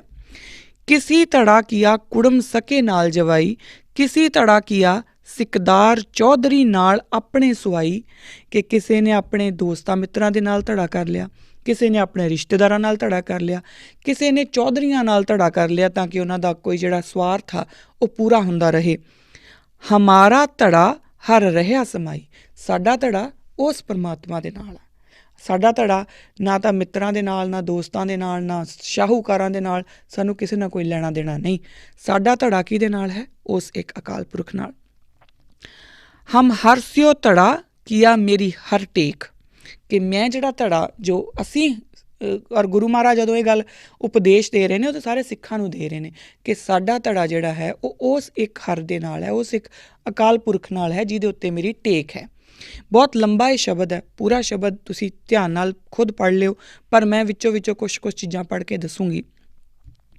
ਫਿਰ ਉਹ ਕਹਿੰਦੇ ਨੇ ਕਿ ਜਿਹੜੇ ਬਾਕੀ ਲੋਕ, ਜਿਹੜੇ ਆਮ ਲੋਕ ਨੇ, ਜਿਹੜੇ ਮਿੱਤਰਾਂ ਦੇ ਨਾਲ, ਦੋਸਤਾਂ ਦੇ ਨਾਲ ਧੜੇ ਬਣਾ ਕੇ ਬੈਠੇ ਹੋਏ ਨੇ, ਔਰ ਜਿਹੜਾ ਚੌਧਰੀਆਂ ਦੇ ਨਾਲ, ਦੇਖੋ ਹੁਣ ਅਗਰ ਆਪਾਂ ਆਪਣੇ ਸਿੱਖਾਂ ਦੀ ਗੱਲ ਵੀ ਕਰ ਲਈਏ ਤਾਂ ਅਸੀਂ ਇਹੀ ਤਾਂ ਸਾਡੇ 'ਚ ਪ੍ਰੋਬਲਮ ਆਈ ਹੋਈ ਆ ਨਾ, ਕਿਉਂਕਿ ਸਾਡੇ ਧੜੇ ਬਣੇ ਕਿੱਦਾਂ ਹੋਏ ਆ, ਕਿਉਂਕਿ ਕਿਸੇ ਨੂੰ ਲੱਗਦਾ ਕਿ ਆਹ ਜਿਹੜੇ ਮੇਰੇ ਦੋਸਤ ਨੇ ਜਾਂ ਮੇਰੇ ਮਿੱਤਰ ਨੇ ਇਹ ਚੀਜ਼ ਕਹਿ ਰਹੇ ਅਤੇ ਇਸ ਕਰਕੇ ਮੈਨੂੰ ਵੀ ਆਹੀ ਚੀਜ਼ ਮੰਨਣੀ ਚਾਹੀਦੀ, ਭਾਵੇਂ ਉਹ ਗੁਰੂ ਦੇ ਨਾਲ ਠੀਕ ਹੈਗੀ ਆ, ਭਾਵੇਂ ਨਹੀਂ, ਭਾਵੇਂ ਉਹ ਗੁਰੂ ਦੇ ਹੁਕਮ ਦੇ ਵਿੱਚ ਹੈ, ਭਾਵੇਂ ਨਹੀਂ, ਪਰ ਆਪਾਂ ਉਹ ਗੱਲ ਮੰਨਦੇ ਜੋ ਮੇਰੇ ਦੋਸਤ ਕਹਿ ਰਹੇ ਨੇ। ਜਿੱਦਾਂ ਮੰਨ ਲਿਓ ਫੋਰ ਐਗਜ਼ਾਮਪਲ ਕੋਈ ਅਗਰ ਕਿਸੇ ਗੁਰਦੁਆਰਾ ਸਾਹਿਬ ਦੇ ਕੋਈ ਪ੍ਰਬੰਧਕ ਨੇ, ਉਹ ਕੋਈ ਗਲਤੀ ਕਰ ਰਹੇ ਨੇ, ਉਹ ਗੁਰੂ ਮਰਿਆਦਾ ਤੋਂ ਉਲਟ ਕੋਈ ਗਲਤੀ ਕਰ ਰਹੇ ਨੇ, ਪਰ ਕਿਉਂਕਿ ਉਹ ਮਿੱਤਰਾਂ ਦੇ, ਉਹ ਦੋਸਤਾਂ ਦੀ ਜਿਹੜੀ ਇੱਕ ਹੈਗੀ ਆ, ਕਿਉਂਕਿ ਉਹ ਮੇਰੇ ਮਿੱਤਰ ਸੂਚੀ 'ਚ ਨੇ, ਮੇਰੇ ਦੋਸਤ ਨੇ, ਅਤੇ ਇਸ ਕਰਕੇ ਮੈਂ ਕਹਿੰਦੀ ਚੱਲ ਛੱਡ ਪਰੇ ਯਾਰ, ਕੋਈ ਗੱਲ ਨਹੀਂ, ਮੇਰਾ ਧੜਾ ਆਪਣੇ ਆਪ ਹੀ ਉਹਨਾਂ ਨਾਲ ਹੋ ਗਿਆ ਨਾ, ਮੈਂ ਗੁਰੂ ਨੂੰ ਇੰਪੋਰਟੈਂਸ ਨਹੀਂ ਦਿੱਤੀ, ਮੈਂ ਆਪਣੇ ਰਿਸ਼ਤੇ ਨੂੰ ਇੰਪੋਰਟੈਂਸ ਦੇ ਦਿੱਤੀ। ਹੁਣ ਜਿਹੜੇ ਉਹਨਾਂ ਦੇ ਦੁਸ਼ਮਣ ਹੋਣਗੇ, ਜਾਂ ਦੁਸ਼ਮਣ ਨਾ ਕਹੀਏ ਇਹਨੂੰ, ਅਗਰ ਆਪਾਂ ਇਹ ਕਹਿ ਲਈਏ ਜਿਹੜੇ ਗੁਰੂ ਵਾਲੇ ਹੋਣਗੇ, ਉਹ ਕਹਿਣਗੇ ਨਹੀਂ ਇਹ ਗਲਤ ਆ, ਅਤੇ ਇਹ ਦੋ ਧੜੇ ਆਪਣੇ ਆਪ ਹੀ ਬਣ ਗਏ। ਉਸ ਤੋਂ ਅਗਲੀ ਗੱਲ ਹੈ ਜਿਨ੍ਹਾਂ ਦਾ ਜਦੋਂ ਆਪਾਂ ਕਿਸੇ ਕਹਿ ਲਓ ਕਿ ਸਕੇ ਸੰਬੰਧੀਆਂ ਦੇ ਵਿੱਚ ਬਹੁਤ ਥਾਵਾਂ ਦੇ ਉੱਤੇ ਸਾਨੂੰ ਇਹ ਸੁਣਨ ਨੂੰ ਮਿਲਦਾ ਕਿ ਫਲਾਣੇ ਗੁਰਦੁਆਰਾ ਸਾਹਿਬ ਦੇ ਵਿੱਚ ਜਿਹੜੀ ਆ ਉਹ ਮਰਿਆਦਾ ਦੀ ਉਲੰਘਣਾ ਹੋਈ ਆ, ਔਰ ਬਾਅਦ 'ਚ ਪਤਾ ਲੱਗਦਾ ਜੀ ਕਿਉਂਕਿ ਉੱਥੋਂ ਦੀ ਜਿਹੜੀ ਉਹ ਪ੍ਰਬੰਧਕ ਕਮੇਟੀ ਸੀਗੀ ਉਹਦੇ ਵਿੱਚ ਕਿਸੇ ਦੇ ਉਹ ਰਿਸ਼ਤੇਦਾਰ ਨਿਕਲਿਆ, ਇਸ ਕਰਕੇ ਉਹਨਾਂ ਨੇ ਕਿਹਾ ਚਲ ਕੋਈ ਗੱਲ ਨਹੀਂ, ਮੁੰਡਾ ਕੁੜੀ ਇੱਦਾਂ ਵਿਆਹ ਕਰ ਲਿਓ, ਜਾਂ ਜੋ ਵੀ ਜਿਸ ਤਰੀਕੇ ਦੀਆਂ ਵੀ ਮਰਿਆਦਾ ਦੀਆਂ ਧੱਚੀਆਂ ਉਡਾਉਂਦੇ ਨੇ ਲੋਕ, ਉਹ ਇਸੇ ਕਰਕੇ ਕਿਉਂਕਿ ਉਹਨਾਂ ਦੀ ਰਿਸ਼ਤੇਦਾਰੀ ਦੇ ਵਿੱਚੋਂ ਹੁੰਦਾ ਕਿ ਹੁਣ ਰਿਸ਼ਤੇਦਾਰਾਂ ਨੂੰ ਥੋੜ੍ਹੀ ਆਪਾਂ ਦੁਖੀ ਕਰ ਲੈਣਾ, ਉਹ ਰਿਸ਼ਤੇਦਾਰਾਂ ਨੂੰ ਦੁਖੀ ਨਹੀਂ ਕਰਨਾ, ਗੁਰੂ ਨੂੰ ਦੁਖੀ ਆਪਾਂ ਕਰ ਲੈਣਾ, ਹੈ ਨਾ, ਇੰਨੀ ਕੁ ਸਾਡੀ ਮੱਤ ਹੈ। ਅਤੇ ਫਿਰ ਜਿਹੜੇ ਹੁਣ ਫਿਰ ਗੁਰਸਿੱਖਾਂ ਵੱਲ ਜਿਹੜੇ ਸਿੱਖ ਨੇ, ਜਿਨ੍ਹਾਂ ਦਾ ਮੂੰਹ ਗੁਰੂ ਵੱਲ ਆ, ਉਹਨਾਂ ਨੇ ਤਾਂ ਆਵਾਜ਼ ਚੁੱਕਣੀ ਹੈ, ਫਿਰ ਉਹ ਦੋ ਧੜੇ ਬਣ ਗਏ। ਹੁਣ ਜਿਹੜੇ ਪਹਿਲੇ ਜਿਹੜੇ ਦੋਸਤਾਂ ਦੇ ਧੜੇ ਬਣੇ ਹੋਏ ਸੀਗੇ, ਉਹਨਾਂ ਨੂੰ ਲੱਗਣਾ ਕਿ ਜੇ ਇਹਨਾਂ ਦੇ ਨਾਲ ਮੈਂ ਗੱਲ ਕਰ ਲਾਂ ਅਤੇ ਮੇਰੀ ਵੀ ਜਿਹੜੀ, ਕਿਉਂਕਿ ਮੈਂ ਵੀ ਤਾਂ ਗੁਰੂ ਮਰਿਆਦਾ ਦੀਆਂ ਧੱਚੀਆਂ ਹੀ ਉਡਾਈਆਂ ਅਤੇ ਉਹਨਾਂ ਨੇ ਵੀ ਇਹੀ ਕੰਮ ਕੀਤਾ, ਤਾਂ ਸਾਡਾ ਇੱਕ ਧੜਾ ਹੋ ਜਾਊਗਾ। ਇਸ ਤਰੀਕੇ ਨਾਲ ਸਿੱਖਾਂ ਦੇ ਵਿੱਚ ਅੱਡ ਅੱਡ ਧੜੇ ਹੋ ਗਏ। ਧਿਆਨ ਨਾਲ ਦੇਖਿਓ, ਮੇਰੀ ਇਸ ਗੱਲ ਨੂੰ ਥੋੜ੍ਹਾ ਹੋਰ ਗਹਿਰਾਈ ਨਾਲ ਸਮਝਣ ਦੀ ਕੋਸ਼ਿਸ਼ ਕਰਿਓ, ਆਪ ਲੋਕ ਮੇਰੇ ਤੋਂ ਬਹੁਤ ਸਿਆਣੇ ਨੇ, ਸੋ ਹੋਰ ਥੋੜ੍ਹਾ ਸਮਝਣ ਦੀ ਕੋਸ਼ਿਸ਼ ਕਰਿਓ ਜੀ। ਔਰ ਜਿਹੜਾ ਬਾਅਦ ਵਿੱਚ ਇੱਕ ਹੋਰ ਧੜਾ ਹੈ ਉਹ ਕਿੱਦਾਂ ਆਉਂਦਾ ਕਿ ਅਸੀਂ ਇਹ ਵੇਖਦੇ ਹਾਂ ਕਿ ਕਿਹੜਾ ਬੰਦਾ ਸਾਨੂੰ ਰਾਜਸੀ ਜਿਹੜੀ ਹੈ ਕੋਈ ਜਾਂ ਕਿਸੇ ਤਰ੍ਹਾਂ ਦੀ ਕੋਈ ਚੌਧਰ ਦੇ ਸਕਦਾ, ਮੈਨੂੰ ਕਿਹਦੇ ਕੋਲੋਂ ਕੋਈ ਲਾਹਾ ਮਿਲ ਸਕਦਾ, ਮੈਂ ਉਹਦੇ ਨਾਲ ਹੋ ਜਾਣਾ। ਫੋਰ ਐਗਜ਼ਾਮਪਲ ਪਿੱਛੇ ਜੇ BJP ਨੂੰ ਜਿਹੜੇ ਮੋਦੀ ਸਾਹਿਬ ਨੂੰ ਮਿਲਣ ਵਾਸਤੇ ਸਿੱਖਾਂ ਦਾ ਇੱਕ ਬੜਾ ਜਿਹੜਾ ਪਹਿਲਾ ਜਥਾ ਗਿਆ ਸੀਗਾ ਸਿੱਖਾਂ ਦਾ ਮਿਲਣ ਵਾਸਤੇ, ਉਹਨਾਂ ਵਿੱਚ ਕੋਈ ਮੇਰੇ ਬੜੇ ਪਿਆਰੇ ਵੀ ਆਪਣੇ ਕੋਈ ਵੀਰ ਵੀ ਸੀਗੇ, ਵੀਰ ਹੀ ਹੁੰਦੇ ਆ ਸਾਰੇ, ਵੀਰ ਭੈਣ ਭਾਈ ਹੁੰਦੇ ਆ ਸਾਰੇ ਜਿਹੜੇ ਜਾਂਦੇ ਆ, ਕਿਉਂਕਿ ਪੰਜਾਬ ਦੇ ਵਿੱਚ ਰਹਿੰਦੇ ਆ ਤਾਂ ਅਸੀਂ ਇੱਕ ਦੂਜੇ ਨੂੰ ਜਾਣਦੇ ਹੀ ਹੁੰਦੇ ਹਾਂ। ਤਾਂ ਮੈਂ ਉਹਨਾਂ ਨੂੰ ਕਿਹਾ ਕਿ ਤੁਹਾਡੇ ਕੋਲੋਂ ਮੈਨੂੰ ਉਮੀਦ ਨਹੀਂ ਸੀ ਕਿ ਤੁਸੀਂ ਜਾਓਗੇ। ਉਹ ਕਹਿੰਦੇ ਕਿ ਦੇਖੋ ਮੋਦੀ ਸਾਹਿਬ ਸਿੱਖਾਂ ਨੂੰ ਬਹੁਤ ਕੁਛ ਦੇ ਸਕਦੇ ਆ, ਅਤੇ ਮੈਂ ਫਿਰ ਉਹਨਾਂ ਨੂੰ ਕਿਹਾ, ਮੈਂ ਕਿਹਾ ਜੀ ਠੀਕ ਹੈ ਜੀ, 7 ਬਚਨ, ਕਿਉਂਕਿ ਜਿਹਦੇ ਦਿਮਾਗ 'ਚ ਇਹ ਆ ਗਿਆ ਕਿ ਮੋਦੀ ਸਾਹਿਬ ਸਿੱਖਾਂ ਨੂੰ ਦੇ ਸਕਦੇ ਆ, ਉਹਨੂੰ ਫਿਰ ਕੁਛ ਨਹੀਂ ਮਿਲਣਾ, ਕਿਉਂਕਿ ਸਿੱਖਾਂ ਨੂੰ ਸਿਰਫ ਗੁਰੂ ਹੀ ਦੇ ਸਕਦਾ। ਮੋਦੀ ਸਾਹਿਬ ਤੇ ਆਪ ਗੁਰੂ ਅੱਗੇ ਝੋਲੀ ਅੱਡ ਕੇ ਖੜੇ ਹੁੰਦੇ ਆ, ਉਹ ਸਾਡੇ ਸਿੱਖਾਂ ਨੂੰ ਕੀ ਦੇਣਗੇ? ਗੁਰੂ ਦੇ ਸਵਾਰੇ ਪੰਥ ਨੂੰ ਉਹ ਕੀ ਦੇ ਸਕਦੇ ਆ ਜਿਹੜੇ ਖੁਦ ਗੁਰੂ ਦੇ ਅੱਗੇ ਝੋਲੀ ਅੱਡ ਕੇ ਖੜੇ ਹੁੰਦੇ, ਔਰ ਗੁਰੂ ਦੇ ਅੱਗੇ ਪੰਥ ਨੇ ਗੁਰੂ ਅੱਗੇ ਹੀ ਝੋਲੀ ਅੱਡਣੀ ਹੈ। ਉਹਨਾਂ ਨੂੰ ਕਿਸੇ ਇੱਕ ਪਰਟੀਕੂਲਰ ਰਾਜ ਸੱਤਾ ਦੀ ਕੋਈ ਲੋੜ ਨਹੀਂ ਹੈ। ਤਾਂ ਇੱਥੇ ਫਿਰ ਧੜੇ ਬਣ ਜਾਂਦੇ ਆ, ਕਿਸੇ ਨੂੰ ਲੱਗਣਾ ਕਿ ਮੈਨੂੰ ਇਹ ਟੀਮ ਜਿਹੜੀ ਆ ਉਹ ਦੇ ਸਕਦੀ ਆ ਰਾਜਸੀ ਹੱਕ, ਅਤੇ ਉੱਧਰੋਂ ਕਾਂਗਰਸੀਆਂ ਨੂੰ ਲੱਗਦਾ ਸਾਨੂੰ ਕਾਂਗਰਸ ਵਾਲੇ ਦੇ ਦੇਣਗੇ। ਹੁਣ ਇੱਕ ਆਪ ਪਾਰਟੀ ਆ ਗਈ, ਉਹਨਾਂ ਨੂੰ ਲੱਗਦਾ ਹੁਣ ਕੁਛ ਸਿੱਖਾਂ ਨੂੰ ਲੱਗਦਾ ਨਹੀਂ ਆਪ ਪਾਰਟੀ ਨੇ ਸਾਡਾ ਬਹੁਤ ਕੁਝ ਸਵਾਰ ਦੇਣਾ, ਹੈ ਨਾ। ਤਾਂ ਇਹ ਜਿਹੜਾ ਸਵਾਰਨ, ਕਿਸੇ ਨੂੰ ਲੱਗਦਾ ਸੀ ਅਕਾਲੀ ਦਲ ਨੇ ਸਾਡਾ ਬਹੁਤ ਕੁਝ ਸਵਾਰ ਦੇਣਾ। ਸੋ ਇਹ ਜਿਹੜੇ ਸਵਾਰਨ ਦੇ ਚੱਕਰ ਦੇ ਵਿੱਚ ਹੀ ਨਾ ਅਸੀਂ ਉਹ ਧੜਿਆਂ ਦੇ ਵਿੱਚ ਵੰਡੇ ਗਏ ਹਾਂ। ਆਹ ਕਿਹੜੇ ਨੇ ਜੀ? ਇਹ ਬਾਦਲ ਦਲੀਏ ਨੇ। ਆਹ ਕਿਹੜੇ ਜੇ ਨਹੀਂ? ਆਹ ਕਾਂਗਰਸੀਏ ਨੇ। ਆਹ ਕਿਹੜੇ ਨੇ? ਹੁਣ ਆਪ ਵਾਲੇ ਨੇ। ਇਹ ਧੜੇ ਹੋ ਗਏ ਸਾਡੇ, ਕਿਉਂਕਿ ਸਾਡਾ ਮੂੰਹ ਗੁਰੂ ਨਾਲੋਂ, ਅਸੀਂ ਆਪਣਾ ਮੂੰਹ ਗੁਰੂ ਵੱਲੋਂ ਹਟਾ ਕੇ ਇਹਨਾਂ ਰਾਜਸੀ ਤਾਕਤਾਂ ਵੱਲ ਕਰ ਲਿਆ। ਔਰ ਗੁਰੂ ਮਹਾਰਾਜ ਸਾਫ਼ ਕਹਿੰਦੇ ਨੇ ਕਿ ਗੁਰੂ ਸਿੱਖਾਂ ਦਾ ਧੜਾ ਜਿਹੜਾ ਉਹ ਇੱਕ ਅਕਾਲ ਪੁਰਖ ਹੋਊਗਾ, ਉਹਦਾ ਧੜਾ ਹੋਊਗਾ, ਉਹ ਹੋਰ ਕਿਸੇ ਦਾ ਧੜਾ ਨਹੀਂ ਹੋਊਗਾ। ਔਰ ਨਾਲ ਹੀ ਉਹ ਇਹ ਵੀ ਦੱਸ ਦਿੰਦੇ ਨੇ, ਮਹਾਰਾਜ ਕਹਿੰਦੇ ਨੇ ਝੂਠ ਧੜੇ ਕਰ ਪਛੋਤਾਏ। ਔਰ ਪਛਤਾ ਰਹੇ ਹਾਂ ਨਾ ਆਪਾਂ, ਜਿਨ੍ਹਾਂ ਨੇ ਬਾਦਲਾਂ ਨੂੰ ਸਭ ਕੁਛ ਮੰਨ ਕੇ ਉਹਨਾਂ ਦੇ ਪਿੱਛੇ ਲੜਾਈਆਂ ਵੀ ਲੜੀਆਂ, ਔਰ ਜਾ ਕੇ ਪਤਾ ਨਹੀਂ ਕੀ ਕੁਛ ਸਾਡੇ ਪਿੰਡਾਂ ਦੇ ਵਿੱਚ ਹੁੰਦਾ ਵੀ ਰਿਹਾ, ਜਿਨ੍ਹਾਂ ਨੇ ਕਾਂਗਰਸੀਆਂ ਨੂੰ ਆਪਣਾ ਸਭ ਕੁਝ ਸਮਝ ਕੇ ਅਤੇ ਉਹਨਾਂ ਦੇ ਨਾਲ ਕੰਮ ਵੀ ਕੀਤਾ। ਹੁਣ ਕੈਪਟਨ ਸਾਹਿਬ ਨੂੰ ਮਾਰੀ ਨਾ ਲੱਤ ਉਹਨਾਂ ਨੇ, ਸਾਰੀ ਉਮਰ ਕੈਪਟਨ ਸਾਹਿਬ ਜਿਹੜੇ ਆ ਉਹ ਕਾਂਗਰਸ ਦੇ ਅੱਗੇ ਪਿੱਛੇ ਚੱਲਦੇ ਰਹੇ, ਮਾਰੀ ਨਾ ਉਹਨਾਂ ਨੇ ਲੱਤ, ਹੈ ਨਾ। ਅਤੇ ਉਹ ਪਛਤਾਏ ਨਾ ਹੁਣ, ਕਿਉਂਕਿ ਉਹਨਾਂ ਦਾ ਧੜਾ ਗੁਰੂ ਨਹੀਂ ਸੀ ਰਿਹਾ, ਉਹਨਾਂ ਦਾ ਧੜਾ ਜਿਹੜਾ ਉਹ ਕਾਂਗਰਸ ਹੋ ਗਈ ਸੀ।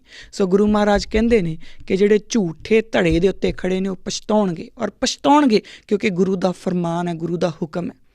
ਅਗਲੀ ਗੱਲ ਜਿਹੜੀ ਆ ਉਹ ਕਹਿੰਦੇ ਨੇ ਹਮ ਹਰ ਸਿਓ ਧੜਾ ਕੀਆ ਜਿਸਕਾ ਕੋਈ ਸਮਰੱਥ ਨਹੀਂ, ਜਿਸ ਵਰਗਾ ਕੋਈ ਨਹੀਂ ਹੈ, ਮੈਂ ਉਸ ਦੇ ਧੜੇ ਦੇ ਵਿੱਚ ਹਾਂ।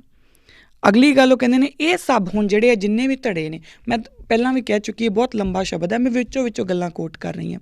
ਇਹ ਜਿੰਨੇ ਵੀ ਧੜੇ ਨੇ ਉਹ ਕਿਉਂ ਬਣਦੇ ਨੇ? ਪਾਤਸ਼ਾਹ ਕਹਿੰਦੇ ਨੇ ਇਹ ਸਭ ਧੜੇ ਮਾਇਆ ਮੋਹ ਪਸਾਰੀ। ਇਹ ਜਿੰਨੇ ਵੀ ਧੜੇ ਨੇ ਇਹ ਮੋਹ ਮਾਇਆ ਦੇ ਪਸਾਰ ਦੇ ਵਿੱਚੋਂ ਨਿਕਲੇ ਹੋਏ ਨੇ। ਕਲਯੁਗ ਮੈਂ ਧੜੇ ਪੰਚ ਚੋਰ ਝਗੜਾਏ। ਪੰਜ ਚੋਰ ਕਾਮ ਕ੍ਰੋਧ ਲੋਭ ਮੋਹ ਹੰਕਾਰ, ਇਹਨਾਂ ਦੇ ਹੀ ਝਗੜੇ ਦੇ ਵਿੱਚੋਂ ਨਿਕਲ ਕੇ ਔਰ ਇਹਨਾਂ ਦੇ ਵਿੱਚੋਂ ਹੀ ਨਿਕਲਦੇ ਨੇ ਜਿਹੜੇ ਧੜੇ ਨੇ। ਕਿਉਂਕਿ ਕੁਛ ਲੋਕ ਕਾਮ ਦੇ ਕਰਕੇ, ਕੁਛ ਕ੍ਰੋਧ, ਕੁਛ ਲੋਭ, ਕੁਛ ਮੋਹ ਅਤੇ ਕੁਛ ਹੰਕਾਰ ਦੇ ਕਰਕੇ ਜਿਹੜੇ ਨੇ ਉਹ ਧੜਿਆਂ ਦੇ ਵਿੱਚ ਵੰਡ ਹੁੰਦੇ ਨੇ। ਸੋ ਇਹ ਜਿਹੜੀਆਂ ਗੱਲਾਂ ਹੈਗੀਆਂ ਮਹਾਰਾਜ ਸਾਨੂੰ ਦੱਸਦੇ ਆ ਕਿ ਸਿੱਖਾਂ ਦਾ ਧੜਾ ਕਿਹੜਾ ਹੋਣਾ, ਇਹ ਵੀ ਉਹ ਦੱਸਦੇ ਨੇ। ਕਲਯੁੱਗ ਦੇ ਵਿੱਚ ਆ ਕੇ ਕਿਹੜੇ ਚੀਜ਼ਾਂ ਨਾਲ ਤੁਸੀਂ ਧੜਿਆਂ 'ਚ ਵੰਡੇ ਜਾਓਗੇ, ਇਹ ਵੀ ਉਹ ਦੱਸਦੇ ਨੇ। ਜਦੋਂ ਪਾਤਸ਼ਾਹ ਸਾਨੂੰ ਹਰ ਚੀਜ਼ ਦੇ ਲਈ ਪਹਿਲਾਂ ਹੀ ਦੱਸ ਰਹੇ ਆ, ਸਮਝਾ ਰਹੇ ਆ, ਜੇ ਅਸੀਂ ਫਿਰ ਵੀ ਨਹੀਂ ਸਮਝਦੇ, ਫਿਰ ਵੀ ਇੰਨੀਆਂ ਥਾਵਾਂ ਦੇ ਉੱਤੇ ਅਸੀਂ ਪਾਟੇ ਹੋਏ ਆ, ਤਾਂ ਫਿਰ ਮੈਨੂੰ ਨਹੀਂ ਸਮਝ ਆਉਂਦੀ ਕਿ ਆਪਾਂ ਕਿਸ ਤਰੀਕੇ ਨਾਲ ਗੁਰੂ ਨਾਲ ਨਜ਼ਰ ਮਿਲਾਵਾਂਗੇ। ਪਾਤਸ਼ਾਹ ਇਸੇ ਸ਼ਬਦ ਦੇ ਵਿੱਚ ਕਹਿੰਦੇ ਨੇ, ਪਰਾਇਆ ਛਿਦਰ ਅਟਕਲੇ ਆਪਣਾ ਅਹੰਕਾਰ ਵਧਾਵੇ, ਜੈਸਾ ਬੀਜੈ ਤੈਸਾ ਖਾਵੇ, ਜਾਂ ਨਾਨਕ ਕਾ ਹਰ ਧੜਾ ਧਰਮ ਸਭ ਸ੍ਰਿਸ਼ਟ ਜਣਾਵੇ। ਕਿ ਜਦੋਂ ਜਿਹੜਾ ਪਰਾਇਆ ਹੈ ਉਹਦੀਆਂ ਤਾਂ ਸਾਰੀਆਂ ਚੰਗੀਆਂ ਚੀਜ਼ਾਂ ਵੀ ਆਪਾਂ ਗਲਤ ਕਹਿ ਦਈਏ, ਆਪਣੀਆਂ ਗਲਤ ਨੂੰ ਵੀ ਚੰਗੀਆਂ ਕਹੀ ਜਾਈਏ, ਇਹਦੇ ਨਾਲ ਜਿਹੜਾ ਹੈ ਇੱਕ ਉਹ ਹੰਕਾਰ ਦੀ ਗੱਲ ਆ ਜਾਂਦੀ ਹੈ। ਔਰ ਜਿੱਥੇ ਹੰਕਾਰ ਹੋਊਗਾ ਨਾ ਉੱਥੇ ਲੜਾਈਆਂ ਹੋਣਗੀਆਂ। ਕਿਉਂਕਿ ਜਿੱਥੇ ਇਹ ਗੱਲ ਆ ਗਈ ਕਿ ਮੈਂ ਹੀ ਠੀਕ ਹਾਂ, ਮੇਰੇ ਤੋਂ ਵੱਧ ਕੋਈ ਵੀ ਠੀਕ ਨਹੀਂ, ਉੱਥੇ ਫਿਰ ਅਸੀਂ ਜਿਹੜੀ ਵਿਵੇਕ ਬੁੱਧੀ ਵਾਲੀ ਗੱਲ ਉਹ ਖਤਮ ਹੋ ਜਾਂਦੀ ਆ। ਉੱਥੇ ਫਿਰ ਸੁਪਰੀਮੇਸੀ ਵਾਲੀ ਗੱਲ ਆ ਜਾਂਦੀ ਆ। ਔਰ ਗੁਰੂ ਮਹਾਰਾਜ ਸਾਨੂੰ ਸੁਪਰੀਮੇਸੀ ਵਿੱਚ ਪੈਣ ਹੀ ਨਹੀਂ ਦਿੰਦੇ। ਪਰ ਅਸੀਂ ਪੈਂਦੇ ਹਾਂ ਕਿਉਂਕਿ ਅਸੀਂ ਆਪਣੇ ਗੁਰੂ ਤੋਂ ਛੁੱਟ ਗਏ, ਅਸੀਂ ਆਪਣੇ ਗੁਰੂ ਨੂੰ ਪਾਸੇ ਕਰ ਲਿਆ, ਆਪਣੇ ਆਪ ਹੀ ਅਸੀਂ ਆਪਣੇ ਗੁਰੂ ਤੋਂ ਹਟ ਗਏ। ਪ੍ਰਣ ਕਰੀਏ ਸਾਰੇ, ਜਿੰਨੇ ਵੀ ਮੇਰੇ 5, 6, 7 ਜਿੰਨੇ ਜਾਣੇ ਵੀ ਇਹ ਪ੍ਰੋਗਰਾਮ ਸੁਣ ਰਹੇ ਹੋ, ਪ੍ਰਣ ਕਰੀਏ ਕਿ ਸਾਡਾ ਧੜਾ ਸਿਰਫ ਅਤੇ ਸਿਰਫ ਉਸ ਅਕਾਲ ਪੁਰਖ ਦੇ ਨਾਲ ਹੈ। ਅਸੀਂ ਸਿਰਫ ਉਸ ਅਕਾਲ ਪੁਰਖ ਦੇ ਨਾਲ ਹਾਂ, ਬਸ। ਸਾਡਾ ਸਿਰਫ ਗੁਰੂ ਗ੍ਰੰਥ ਸਾਹਿਬ ਮਹਾਰਾਜ ਸਾਡੇ ਲੀਡਰ ਨੇ, ਸਾਡਾ ਹੋਰ ਕੋਈ ਐਜ਼ ਇਟ ਇਜ਼ ਲੀਡਰ ਨਹੀਂ।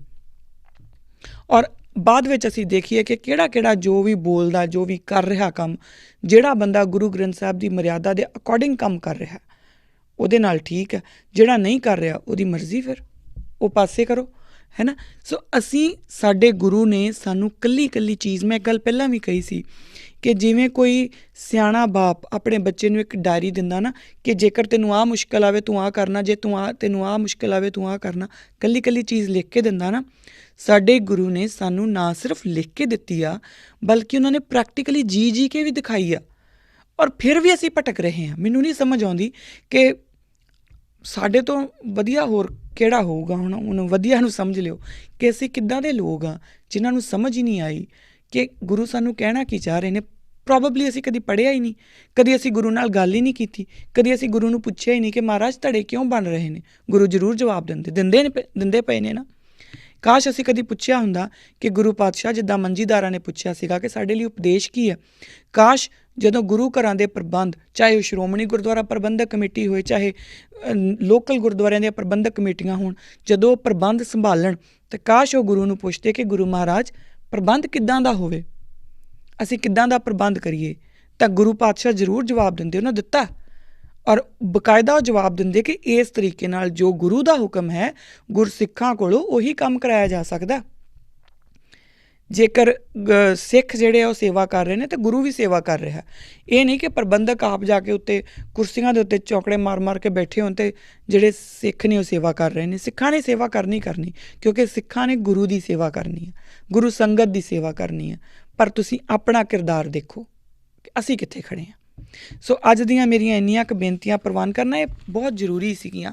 ਅਗਲਾ ਜਿਹੜਾ ਐਪੀਸੋਡ ਹੈ ਉਹ ਇਸੇ ਚੀਜ਼ ਨੂੰ ਥੋੜ੍ਹਾ ਹੋਰ ਕੰਟੀਨਿਊ ਕਰੂੰਗੀ ਔਰ ਉਹਦੇ ਨਾਲ ਹੀ ਫਿਰ ਜਿਹੜਾ ਹੈ ਸਾਡੀਆਂ ਮਰਿਆਦਾਵਾਂ ਦੀ ਗੱਲ ਜਿਹੜੀ ਆ ਉਹ ਚੱਲ ਪਊਗੀ। ਅੱਜ ਦੀਆਂ ਜਿਹੜੀਆਂ ਮੇਰੀਆਂ ਗੱਲਾਂ ਮੈਨੂੰ ਪਤਾ ਥੋੜ੍ਹੀਆਂ ਜਿਹੀਆਂ ਕੌੜੀਆਂ ਵੀ ਸੀਗੀਆਂ, ਸ਼ਾਇਦ ਕਿਸੇ ਦੇ ਮਨ ਨੂੰ ਇਹ ਠੇਸ ਵੀ ਲੱਗੀ ਹੋਵੇ। ਮੈਂ ਇਹ ਨਹੀਂ ਕਹੂੰਗੀ ਕਿ ਜੇਕਰ ਮਨ ਨੂੰ ਠੇਸ ਲੱਗੀ ਹੈ ਤਾਂ ਮੈਂ ਮਾਫੀ, ਕਿਉਂਕਿ ਮੈਂ ਜੋ ਵੀ ਕਿਹਾ ਉਹ ਗੁਰੂ ਗ੍ਰੰਥ ਸਾਹਿਬ ਦੇ ਹਵਾਲੇ 'ਚੋਂ ਕਿਹਾ। ਔਰ ਗੁਰੂ ਗ੍ਰੰਥ ਸਾਹਿਬ ਕਦੀ ਵੀ ਝੂਠ ਨਹੀਂ ਬੋਲਦੇ, ਕਦੀ ਵੀ ਐਸੀ ਗੱਲ ਨਹੀਂ ਕਰਦੇ ਜਿਹੜੀ ਅਣਹੋਣੀ ਹੋਵੇ। ਗੁਰੂ ਗ੍ਰੰਥ ਸਾਹਿਬ ਹਰ ਉਹ ਗੱਲ ਜਿਹੜੀ ਕਰਦੇ ਨੇ ਉਹ ਸਾਡੇ ਲਈ ਹੁਕਮ ਹੈ। ਸੋ ਅਗਰ ਤਾਂ ਐਸੀ ਕੋਈ ਗੱਲ ਕੀਤੀ ਜੋ ਮੈਂ ਆਪਣੇ ਪੱਲਿਓਂ ਕੀਤੀ ਹੋਵੇ ਔਰ ਆਪ ਦੇ ਮਨ ਨੂੰ ਠੇਸ ਲੱਗੀ ਹੋਵੇ, ਉਹਦੇ ਲਈ ਮੈਂ ਖਿਮਾ ਦੀ ਜਾਚਕ ਹਾਂ। ਪਰ ਜੋ ਗੁਰੂ ਗ੍ਰੰਥ ਸਾਹਿਬ ਮਹਾਰਾਜ ਨੇ ਕਿਹਾ, ਉਹਦੇ ਉੱਤੇ ਸਾਨੂੰ ਖੁਦ ਦਾ ਮਨ ਖੰਗਾਲਣਾ ਪਊਗਾ, ਖੁਦ ਸਾਨੂੰ ਗੁਰੂ ਦੇ ਜਿਹੜੇ ਕਦਮ ਨੇ, ਗੁਰੂ ਦੇ ਪੂਰਨੇ ਨੇ, ਉਹਨਾਂ ਉੱਤੇ ਚੱਲਣਾ ਪਊਗਾ। ਨਹੀਂ ਤੇ ਅਸੀਂ ਰੁਲ ਜਾਵਾਂਗੇ। ਆਪਣੇ ਆਪ ਨੂੰ ਸੰਭਾਲ ਲਈਏ, ਆਪਣੀ ਆਉਣ ਵਾਲੀਆਂ ਨਸਲਾਂ ਨੂੰ ਸੰਭਾਲ ਲਈਏ। ਸਾਡੀਆਂ ਨਸਲਾਂ ਨੇ ਜਦੋਂ ਜਵਾਬ ਪੁੱਛੇ, ਸਾਡੇ ਕੋਲ ਜਵਾਬ ਹੋਣੇ ਨਹੀਂ। ਸੋ ਇਸ ਕਰਕੇ ਹੁਣ ਵੀ ਵੇਲਾ ਗੁਰੂ ਦੇ ਚਰਨੀ ਜਾ ਪਈਏ, ਕਿਉਂਕਿ ਸਾਡੇ ਕੋਲ ਗੁਰੂ ਗ੍ਰੰਥ ਸਾਹਿਬ ਮਹਾਰਾਜ ਤੋਂ ਬਿਨਾਂ ਹੋਰ ਕੋਈ ਹੱਲ ਹੈ ਨਹੀਂ। ਇੰਨੀਆਂ ਕੁ ਮੇਰੀਆਂ ਬੇਨਤੀਆਂ ਜਿਹੜੀਆਂ ਪ੍ਰਵਾਨ ਕਰਨਾ। ਅਗਲੇ ਐਪੀਸੋਡ ਦੇ ਵਿੱਚ ਫਿਰ ਮਿਲਦੇ ਹਾਂ। ਵਾਹਿਗੁਰੂ ਜੀ ਕਾ ਖਾਲਸਾ, ਵਾਹਿਗੁਰੂ ਜੀ ਕੀ ਫਤਿਹ।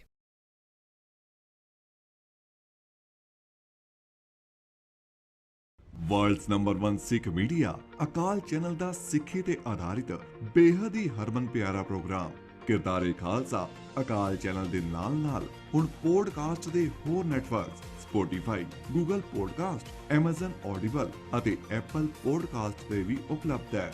ਵਧੇਰੇ ਜਾਣਕਾਰੀ ਲਈ ਡਿਸਕ੍ਰਿਪਸ਼ਨ ਦੇ ਵਿੱਚ ਦਿੱਤੇ ਗਏ ਲਿੰਕ ਤੇ ਕਲਿੱਕ ਕਰੋ ਜੀ।